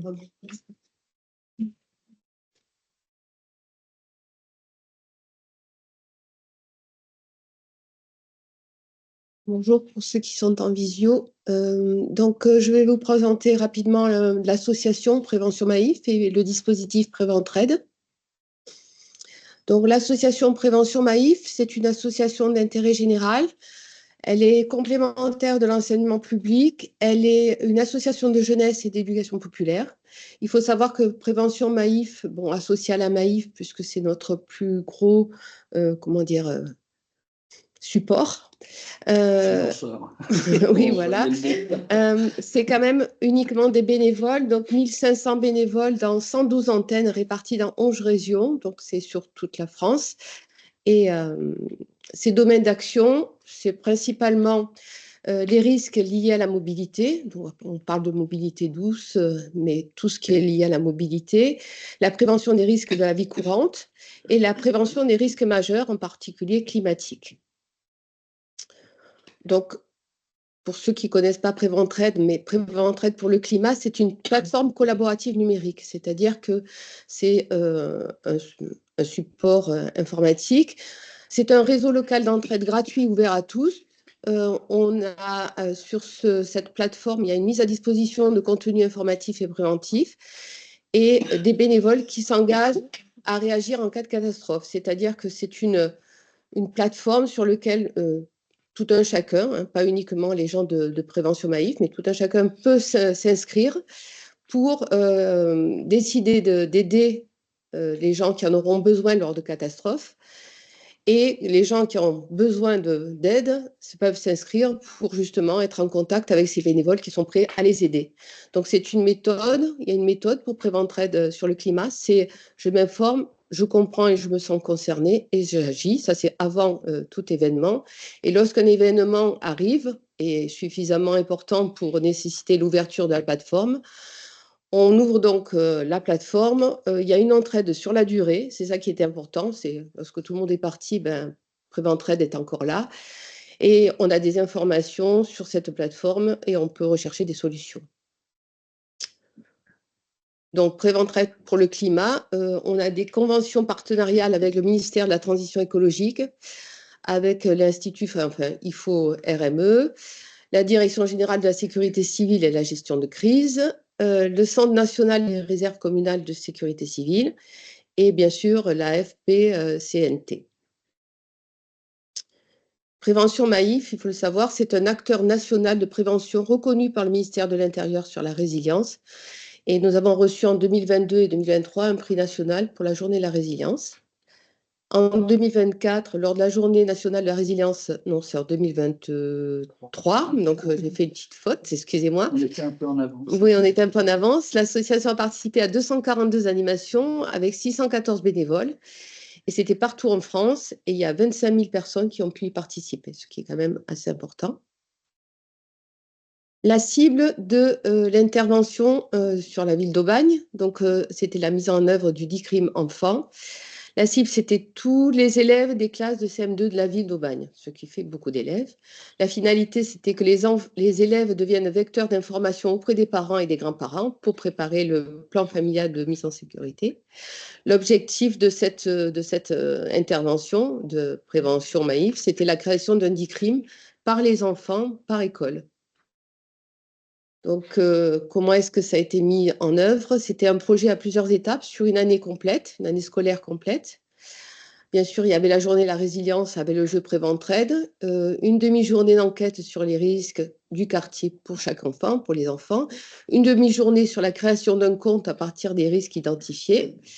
Avec les enseignants, ils ont finalisé le compte et ensuite, il y a eu un théâtre-forum sur les conduites à tenir lors des catastrophes. Pour finir, une présentation théâtrale devant les parents et tous les partenaires. Donc là, on va vous présenter une toute petite vidéo qui montre ça. Si vous arrivez à la lancer.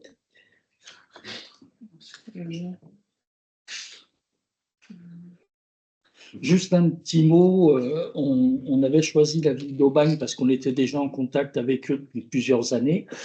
Mais ce qui nous intéressait aussi, c'est de voir si on était en capacité de fonctionner avec une ville de 45 000 habitants et de pouvoir toucher à peu près les 11 écoles de la ville, écoles élémentaires.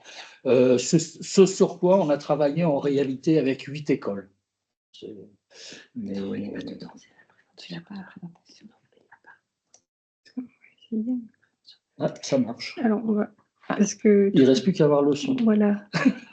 On va voir si on a le son. J'essaye. Hein. Ça, c'est pas nous, ça. C'est juste après. C'est ignoré, c'est sur YouTube. Ah, ok. Est-ce que le son marche? Ça n'a pas l'air. Hein. Si, on entend. C'est plus fort. Il y a un volume sur... Le micro est sur la télé. Est-ce que les gens à distance entendent aussi? C'est ça aussi le souci. Sinon, je ferai passer le lien ouais, je crois que... par la suite. Je suis pas sûre. Tout à l'heure, ça ne marchait pas le son. Attends. Je vais partager. On l'avait tout à l'heure. Nous, on l'avait le son, mais on va voir. C'est sur YouTube qui est indépendant.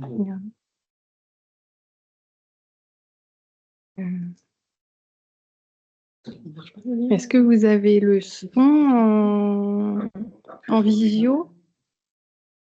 Ça n'a pas l'air. Non, on n'a pas le son. Oui. On n'a pas son vidéo. C'est moi de partager. Partager le son.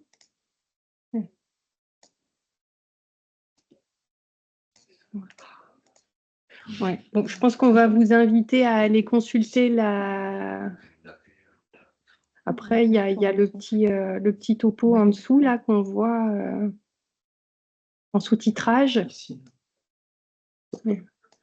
Ah non, c'est pas moi qui partage, c'est Caroline. C'est Caroline. Tu le saurais.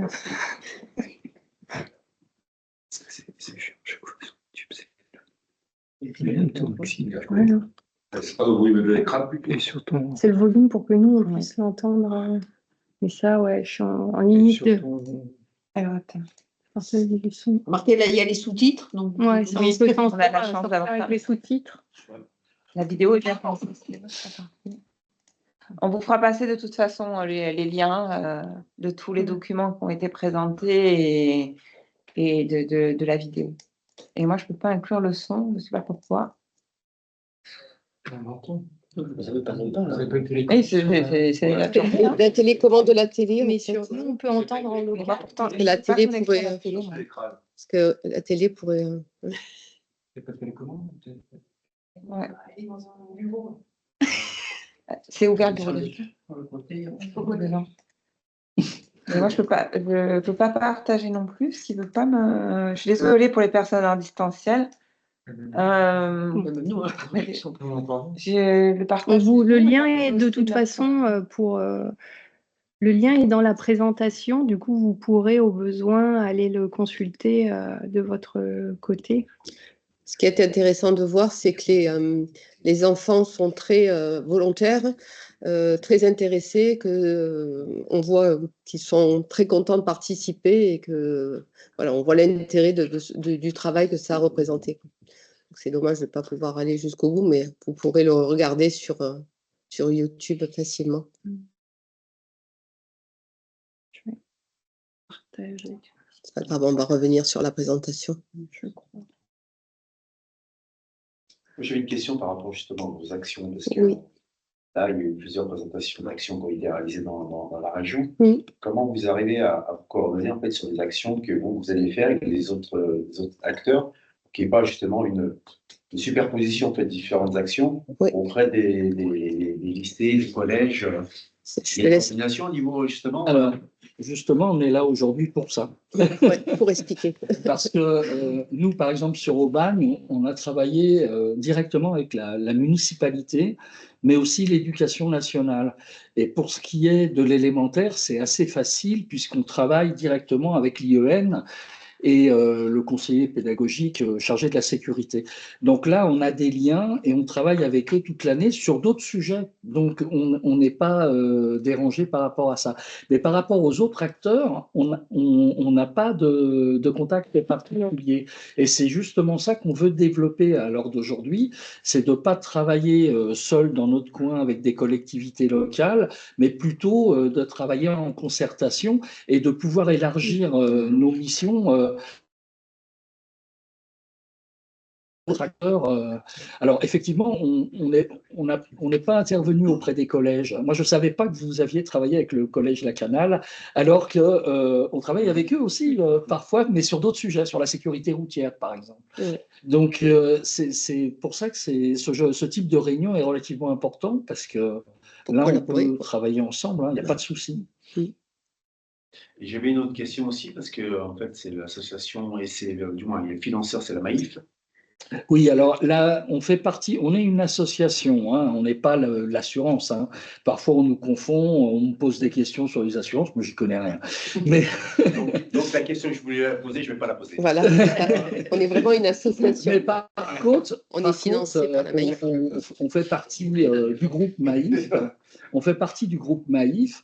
Et le groupe Maïf, c'est plusieurs assurances. Hein. Ce n'est pas seulement la Maïf que vous connaissez, il y en a d'autres. Et le groupe, et on est dans le groupe Maïf, mais on est financé à, je veux dire, 99% quoi, par la Maïf. C'est la fondation qui... En réalité, ça transite par la fondation pour l'éducation de la Maïf, qui nous reverse. Enfin, tout un circuit. Voilà. D'accord. OK. Donc, on voit là la mise en œuvre du DICRIM. Donc, ça a été les partenariats de la Maïf, c'était l'éducation nationale, l'IEN, conseiller pédagogique à la sécurité, et 10 enseignants volontaires de 8 écoles, la sécurité civile, oui, routière d'Aubagne, et les services de communication de la ville d'Aubagne et de prévention Maïf. Les intervenants qui ont été mobilisés lors de cette année de travail, ça a été Audrey Borelli, qui est géographe, médiatrice en risque majeur, peut-être que vous connaissez, la troupe du théâtre Impact, le conteur François Ménager et les bénévoles, bien sûr, de prévention Maïf, parce que ce sont tous des bénévoles qui interviennent sur les animations. Il faut le savoir, c'est gratuit, du coup. Ce que je vous propose, c'est que peut-être celle-là de présentation YouTube, on la mette avec les sous-titres et qu'on laisse du coup les sous-titres défiler peut-être. Alors, les deux films qui sont présentés, il y en a un qui est présenté le jour de la résilience, c'est le premier que vous avez vu, et le second film, c'est la présentation faite par les enfants du travail qu'ils ont produit pendant toute l'année. Alors c'est leur compte qui est présenté et visualisé auprès des institutionnels, puisque là étaient présents les élus, je dirais tous les partenaires qui ont participé, mais aussi tous les parents. De 3 écoles. Par contre, on n'a pas pu faire venir tous les parents, parce qu'il y a les 8 écoles, c'était impossible, la salle n'était pas assez importante. Et puis, bon, c'était trop difficile.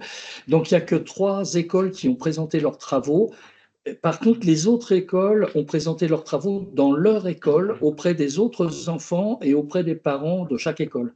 Bon, moi j'étais présent, j'ai fait un peu le tour de toutes les écoles, donc j'ai pu voir comment ça se présentait. Et ils ont fait un travail de titan. Les enseignants ont fait un travail de titan, hein, parce que réaliser un compte sur des risques majeurs, je peux vous dire, faut y croire.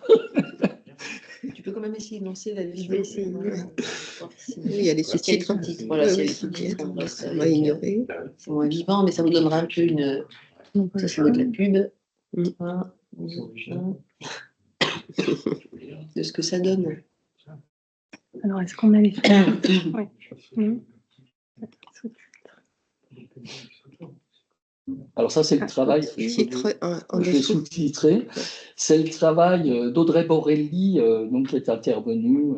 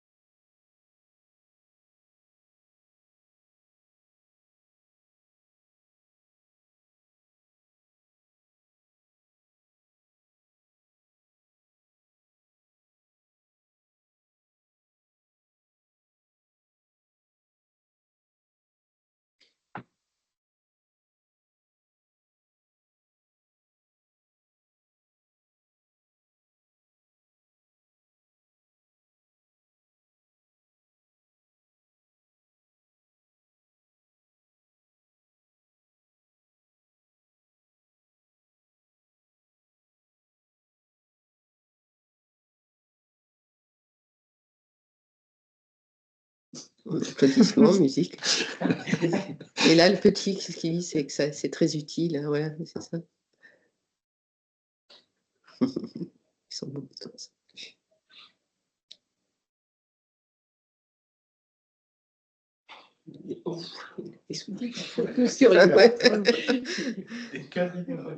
Moi, j'ai trouvé ça génial. Voilà. Ils sont mignons, les petits. Oui, alors l'objectif, c'était vraiment de passer par les enfants pour informer aussi les familles, parce que ça, les parents, on leur propose des réunions où ils ne viennent pas, ça ne les intéresse pas. Et là, on est passé par les écoles, par les enfants, et là, par contre, ça passe. Ah oui, ça passe. Et on utilise des outils, ce type-là. Là, c'est un document qui a été fait en partenariat avec plusieurs, l'IRMA, etc. Enfin.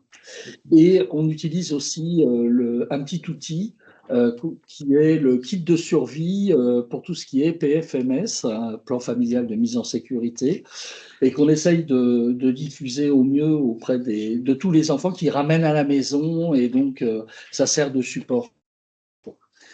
Et ça s'est passé en 2023. Et là, cette année, en 2024, on a continué l'action, toujours avec le même service de la ville. Et on a pu toucher jusqu'à, je crois, c'est 9 écoles au total. Et on est arrivé à mener 4 ateliers qui ne sont pas des ateliers tous liés au risque majeur, hein. Il y avait un atelier risque majeur, un atelier sur la sécurité routière, un atelier sur les gestes qui sauvent et un dernier atelier sur les risques numériques. Et donc, on est arrivé à faire passer toutes les classes de CM2 de 9 écoles en demi-groupes. C'est-à-dire qu'on avait à peu près entre 12 et 15 élèves par groupe. Et là, par contre, c'est vraiment intéressant. Mais alors, ça nous a impliqué énormément parce que ça représente quasiment 1 mois et demi de passage d'école en école. Enfin bon, c'est assez lourd.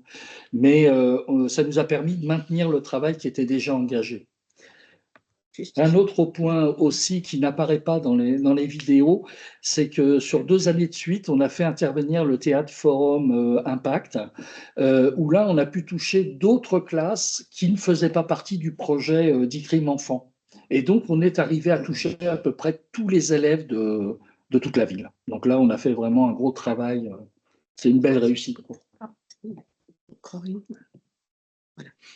Et vous pensez que c'est possible de faire des actions coordonnées avec les services de l'État ou Bien sûr. tous les acteurs en fait de la prévention? Parce que finalement, ce que vous faites, c'est qu'auprès des collèges et des élèves, c'est des choses qui se font déjà sur d'autres thèmes et qu'on pourrait coupler. Alors, c'est exactement notre but, en fait. Voilà. Et déjà, là, on a répondu à l'appel à projet des actions éducatives du conseil départemental, auquel on est retenu. Mais alors, par contre, je ne sais pas sur combien de collèges on est retenu.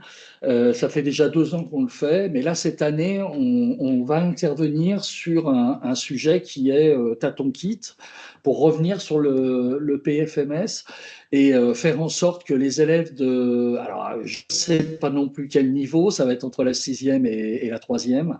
On fera des interventions, mais là, je n'ai pas les éléments, ce n'est pas encore sorti, on le saura au mois de juin, fin juin, début juillet. Donc, juste pour finir, donc, la Préventraide, donc, c'est bien sûr cette plateforme numérique d'entraide dont je vous parlais. Vous avez là les coordonnées. C'est aussi le jeu Préventraide qu'on utilise lors des animations, le e-crime enfant, dont Gilles vient de parler, la fresque du climat, où par exemple, on a été formé pour être fresqueur, donc pour pouvoir animer des fresques du climat. Et ça va être mis en place dans les mois qui suivent, hein, dans cette année.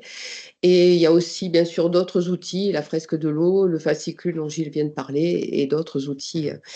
Voilà. Donc, si vous pouvez juste passer.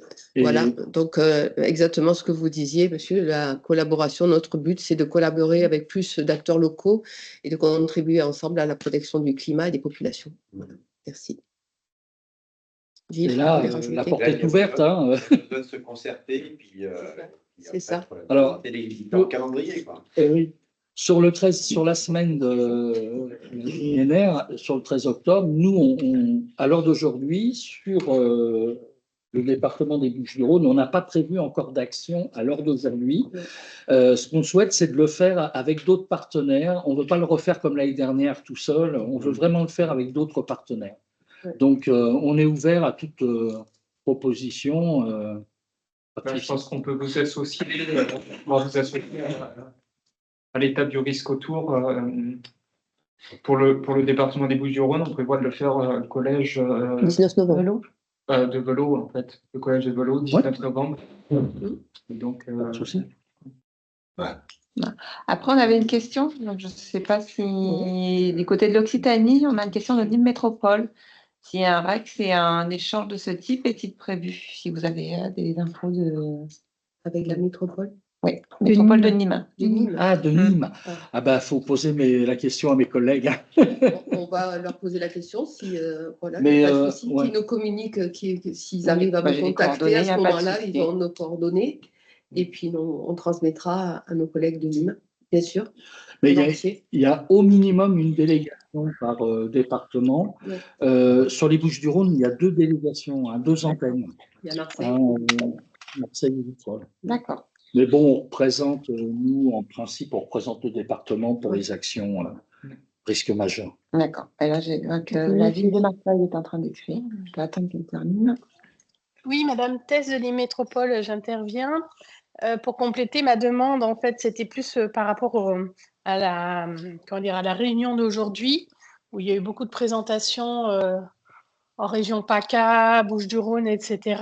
Et est-ce que la DDTM, des départements et des choses comme ça, est-ce que c'est prévu de la part du CIPRE de faire un REX pour, j'allais dire nous également, c'était intéressant, hein, bien évidemment, mais j'aurais besoin d'éléments un peu plus précis sur mon territoire. On a associé les DDT d'Occitanie. On a en présence la préfecture, notamment des Pyrénées-Orientales, là, qui est présente sur la visio, mais la DDTM ou le site PC du Gard n'ont pas répondu présent à cette présentation. L'idée, c'était d'ouvrir le plus largement possible à tous les acteurs. D'accord. Ils n'ont pas répondu présent aujourd'hui. Alors, pour être transparent, en fait, la journée, comme je disais au début, a été initiée par la DDTM 13, donc en lien avec le CIPRE. C'est pour ça que c'est surtout sur notre territoire. Moi, je suis que DDTM 13, donc je ne connais pas tout le, comment dire, au niveau national. Le but, c'était justement, comme disait le CIPRE, c'est vraiment de lancer cette réflexion, parce qu'on se rend compte, c'était un peu la conclusion que je voulais faire, on se rend compte que tout le monde a des bonnes idées, et que j'avais dit aussi un petit peu en introduction, tout le monde a des bonnes idées, tout le monde a envie de faire des choses, et comme le disait Kamel Bourriche de l'Adréal, ben, si on ne se coordonne pas, on risque soit de se marcher un peu dessus, soit au contraire d'oublier des territoires, soit de reproduire.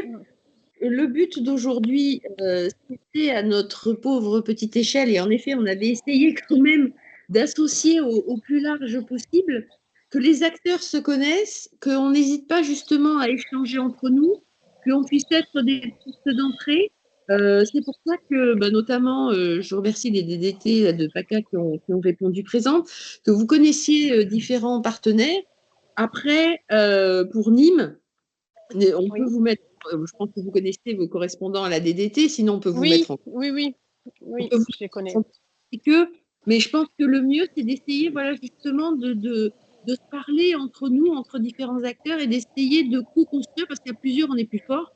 Ben voilà, de ne pas réinventer l'eau tiède, d'utiliser des outils qui existent déjà. C'est aussi un peu la mission de l'AFP-CNT en tant qu'animateur du réseau des correspondants sur l'information préventive et la culture du risque, et de mettre un peu en musique toutes ces actions, de collaborer ensemble, de co-créer des choses, de réutiliser des outils qui existent, de ne pas réinventer justement des choses qui existent. C'est pour ça que nous, notamment, là, je peux parler aussi que pour le département des Bouches-du-Rhône, puisque je suis chargée de mission information préventive et culture du risque pour le département des Bouches-du-Rhône. Mais c'est d'essayer, voilà, de lancer cette dynamique et de dire, nous, on connaît certaines actions, on a des partenariats, enfin, on les connaît, on essaye de faire connaître un peu tout le monde à tout le monde, d'échanger, et de dire, voilà, ben moi, j'avais pris contact donc justement avec Prévention Maïf, qui fait aussi des actions pour essayer de mutualiser, ils ont un jeu qui est très bien, qu'on peut mettre à disposition avec ou sans animateur. Voilà, donc il y a beaucoup de choses qui existent, et c'était, alors c'est pas exhaustif, hein, tout ce qu'on a fait aujourd'hui, mais c'est donc justement de lancer un peu ce débat, de dire n'hésitons pas à communiquer entre nous et ne travaillons pas dans notre coin, mais bien tous ensemble en disant, ben voilà, moi je voudrais lancer ça sur mon territoire, parce que ça existe déjà ailleurs. Donc c'est aussi dans les retours d'expérience et dans sur les infos qu'on peut retrouver faits par l'AFP-CNT, il y a justement aussi un catalogue avec les différents contacts. Et je crois qu'il ne faut pas hésiter à communiquer entre nous pour dire, voilà, j'aimerais lancer telle action à tel endroit. Est-ce que ça existe déjà? Est-ce que vous l'avez fait sur votre territoire? Est-ce qu'il y a des outils? Est-ce qu'il y a des choses reproductibles, utilisables? C'était le but de cette journée, même si c'était d'une façon un peu modeste, parce qu'on ne peut pas être exhaustif et puis toucher tout le monde. On peut regretter qu'il n'y ait personne du 30, justement, enfin, du département du Gard pour participer, mais de toute façon, on va vous envoyer cette présentation et je pense qu'il ne faut pas hésiter à discuter entre nous. Et si, même si ce n'est pas sur notre territoire, on vous renverra vers d'autres justement collaborateurs, d'autres projets, que ce soit au niveau de prévention maladie, d'autres DREAL, d'autres DDT. Après, ça peut être d'autres communes, d'autres métropoles. Voilà, de se parler entre nous. On a différents contacts et de faire au mieux pour acculturer la population et où on voit qu'il y a quand même du travail encore, quand on voit qu'il y a eu ces derniers temps encore un mort lors des dernières inondations de je ne sais plus trop où, quelqu'un qui est allé chercher sa voiture au garage. On se dit, il y a encore de la communication et de la sensibilisation à faire. Merci beaucoup. Et oui, bien sûr, on communiquera en local avec les acteurs locaux, mais c'était très intéressant, une belle initiative. Merci. N'hésitez pas, hein, même si vous êtes de Nîmes, à me contacter ou à contacter de toute façon le Cyprès, puisqu'il y a la partie Occitanie hein, qui est adhérente au Cyprès, pour élaborer des thèmes ou vous dire que nous, on a certains outils à disposition et que via la DDT peut-être 30, on pourrait vous les faire passer. Il n'y a aucun souci là-dessus.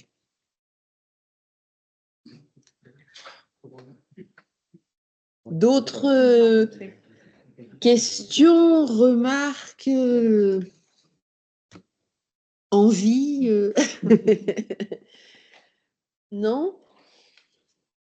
Alors, ce que je vous propose, c'est que donc on vous diffusera, il sera diffusé sur le site du Cyprès. J'essaierai aussi de le mettre sur le site de la DDTM des Bouches-du-Rhône, donc sur le site de la préfecture. Il y aura les liens, on mettra aussi les contacts des différents participants. Ce que je vous propose, et je remercie ceux qui étaient en visio. J'espère que ça s'est bien passé et que vous avez bien eu, malgré nos petits soucis informatiques, désolé pour le retard encore. Et pour ceux qui sont présents, je vous propose que l'on joue au jeu Préventraide qui va être présenté pour vous montrer un petit peu comment il est structuré. Hein. Pour ceux qui sont à distance, c'est un jeu genre Trivial Poursuite, où en fait il y a différents thèmes. Il y a feu de forêt, TMD, risque nucléaire, avalanche, pas que je les oublie, climatique, et j'en ai oublié un, inondation, j'ai pas dit Superchemin marine. Le Superchemin marine. Non, mais inondation. Enfin bon, bref, donc c'est les plus importants. Et en fait, on pose des questions. Il y a quelques questions spécifiques enfants, d'autres spécifiques adultes. En fait, celles enfants sont adaptables, à part quelques-unes qui sont vraiment enfants. C'est vraiment enfant. Il y en a certaines où tout à coup il y a des sirènes qui apparaissent ou des choses comme ça, sirènes maritimes. Hein. Donc, bon, là c'est vraiment pour enfants, mais après c'est assez adaptable pour tout le monde. Donc, le but c'est de récupérer des petits. Merci, au revoir Camille. Merci, au revoir. Des petites présentations, enfin des questions donc, sur les thèmes. On récupère un petit. S'il vous plaît, un peu moins fort. On récupère des petites. Enfin, comme pour le camembert, comme pour le Trivial Poursuite. Et le but, c'est d'avoir pour chaque thème son petit pion de couleur pour se dire qu'on a maîtrisé chaque